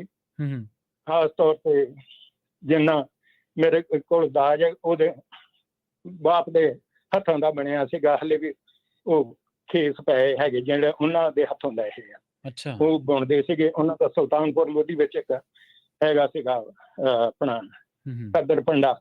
ਜੀ ਜੀ। ਤੇ ਇਹਨਾਂ ਲੋਕਾਂ ਨੇ ਮਤਲਬ ਇਹ ਨਹੀਂ ਕਿਸੇ ਨੇ ਵੇਖਿਆ, ਉਹਨੇ ਆਪਣੀ ਨੌਕਰੀ ਨਹੀਂ ਵੇਖੀ, ਉਹਨੇ ਕੁਛ ਨਹੀਂ ਵੇਖਿਆ।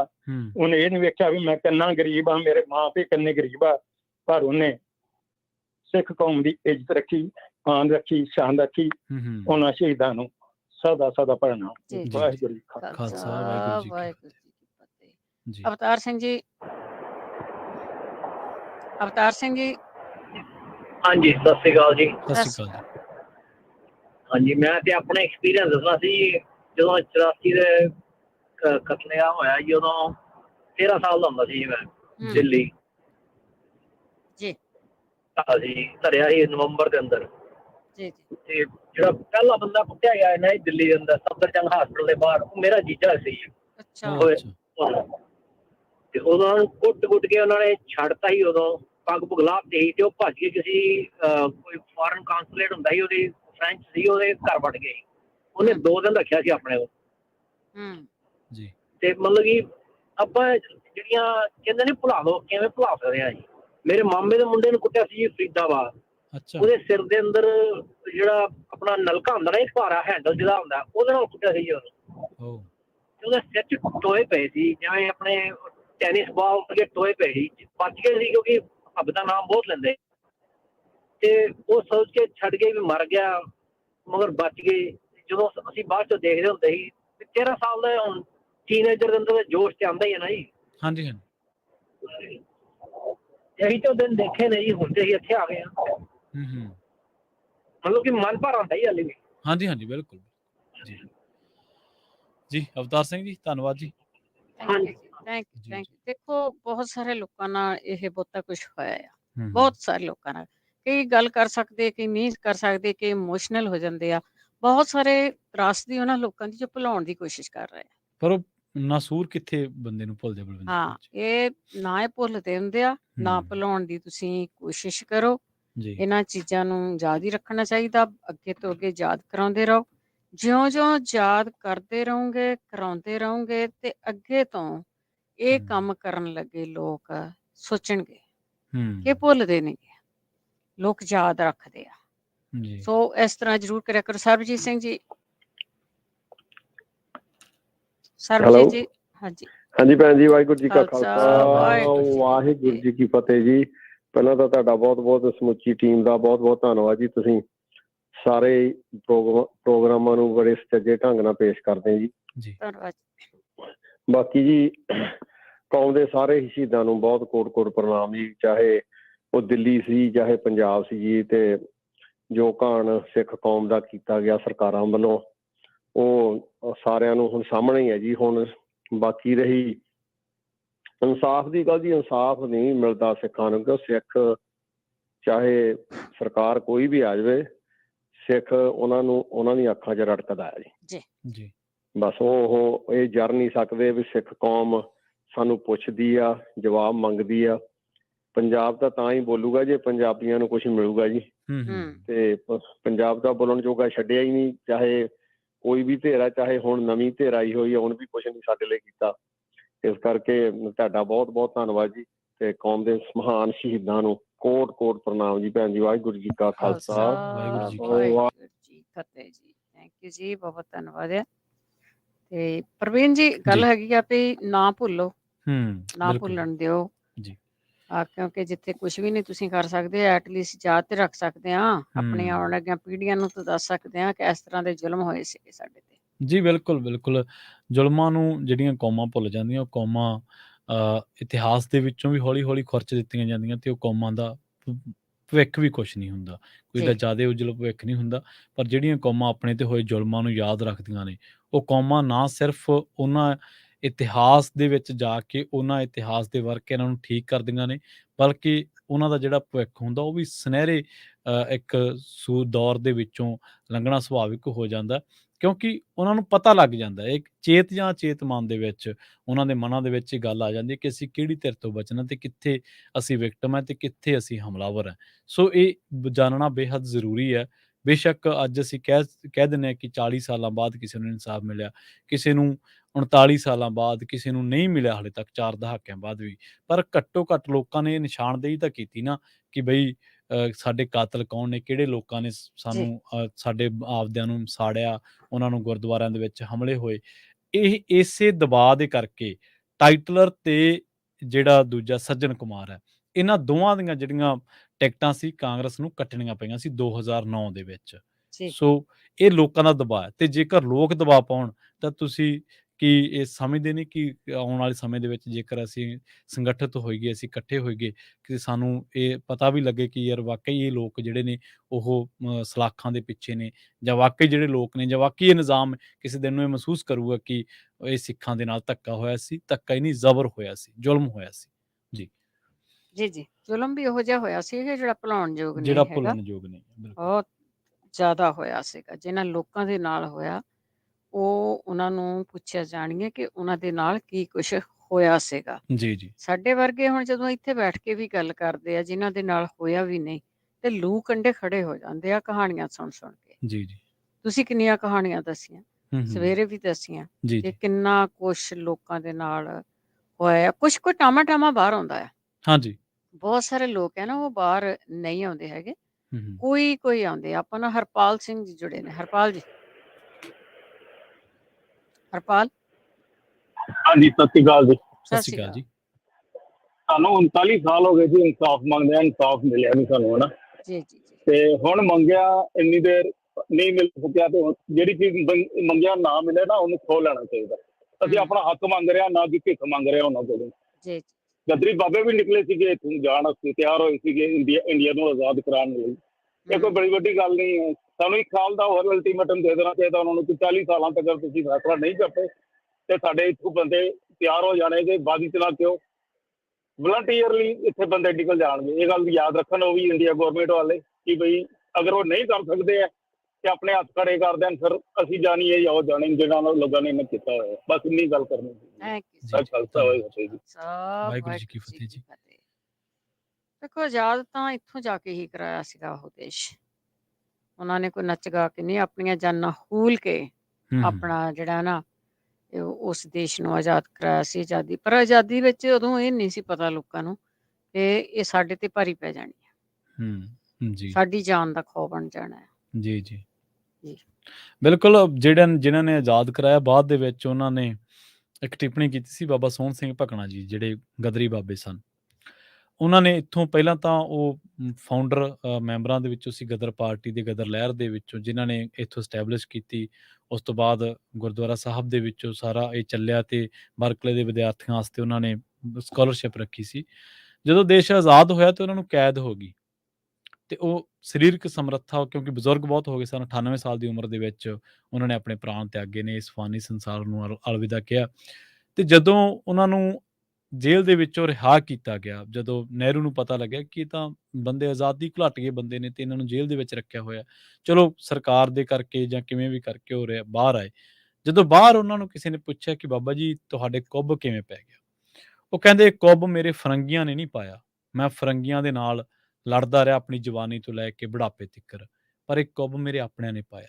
ਜਦੋਂ ਫਰੰਗੀਆਂ ਨੇ ਜ਼ੁਲਮ ਕੀਤੇ ਸੀ ਕਹਿੰਦੇ ਉਦੋਂ ਮੇਰੇ ਕੁੱਬ ਨਹੀਂ ਪਿਆ, ਪਰ ਇਹ ਮੇਰੇ ਕੁੱਬ ਢੂਈ ਦੇ ਵਿੱਚ ਤਾਂ ਪਿਆ ਕਿਉਂਕਿ ਮੇਰੇ ਆਪਣਿਆਂ ਨੇ ਜ਼ੁਲਮ ਕੀਤੇ।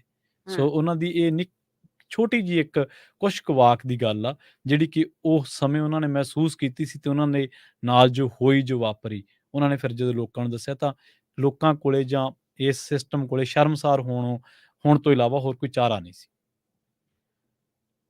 ਜੀ। ਜੀ, ਜੀ। ਪ੍ਰਵੀਨ ਜੀ, ਆਪਣਾ ਟਾਈਮ ਵੀ ਹੋ ਗਿਆ। ਹਾਂਜੀ, ਬਿਲਕੁਲ ਜੀ। ਸੋ ਇੱਥੇ ਹੀ ਪ੍ਰੋਗਰਾਮ ਸਾਂਝੀ ਸਾਥ ਨੂੰ ਆਪਾਂ ਸਮਾਪਤ ਕਰਾਂਗੇ। ਜਿੰਨੇ ਦਿਨ ਵੀ ਇਹ ਕਤਲੇਆਮ ਦੇ ਦਿਨ ਨੇ, ਆਪਾਂ ਕੋਸ਼ਿਸ਼ ਕਰਾਂਗੇ ਕਿ ਇਹਦੇ ਨਾਲ ਜਿਹੜੀ ਗੱਲਬਾਤ ਆ, ਇਸ ਦੇ ਵਿੱਚੋਂ ਕੁਛ ਹੋਰ ਗੱਲਾਂ ਬਾਤਾਂ ਤੁਹਾਡੇ ਸਨਮੁਖ ਪੇਸ਼ ਕੀਤੀਆਂ ਜਾਣ। ਇੱਥੇ ਹੀ ਸਾਨੂੰ ਦੋਵਾਂ ਨੂੰ ਇਜਾਜ਼ਤ ਦਿਓ। ਜੁੜੇ ਰਹੋ ਪੰਜਾਬੀ ਰੇਡੀਓ USA ਦੇ ਨਾਲ। ਬਹੁਤ-ਬਹੁਤ ਧੰਨਵਾਦ। ਸਤਿ ਸ਼੍ਰੀ ਅਕਾਲ। ਸਤਿ ਸ਼੍ਰੀ ਅਕਾਲ।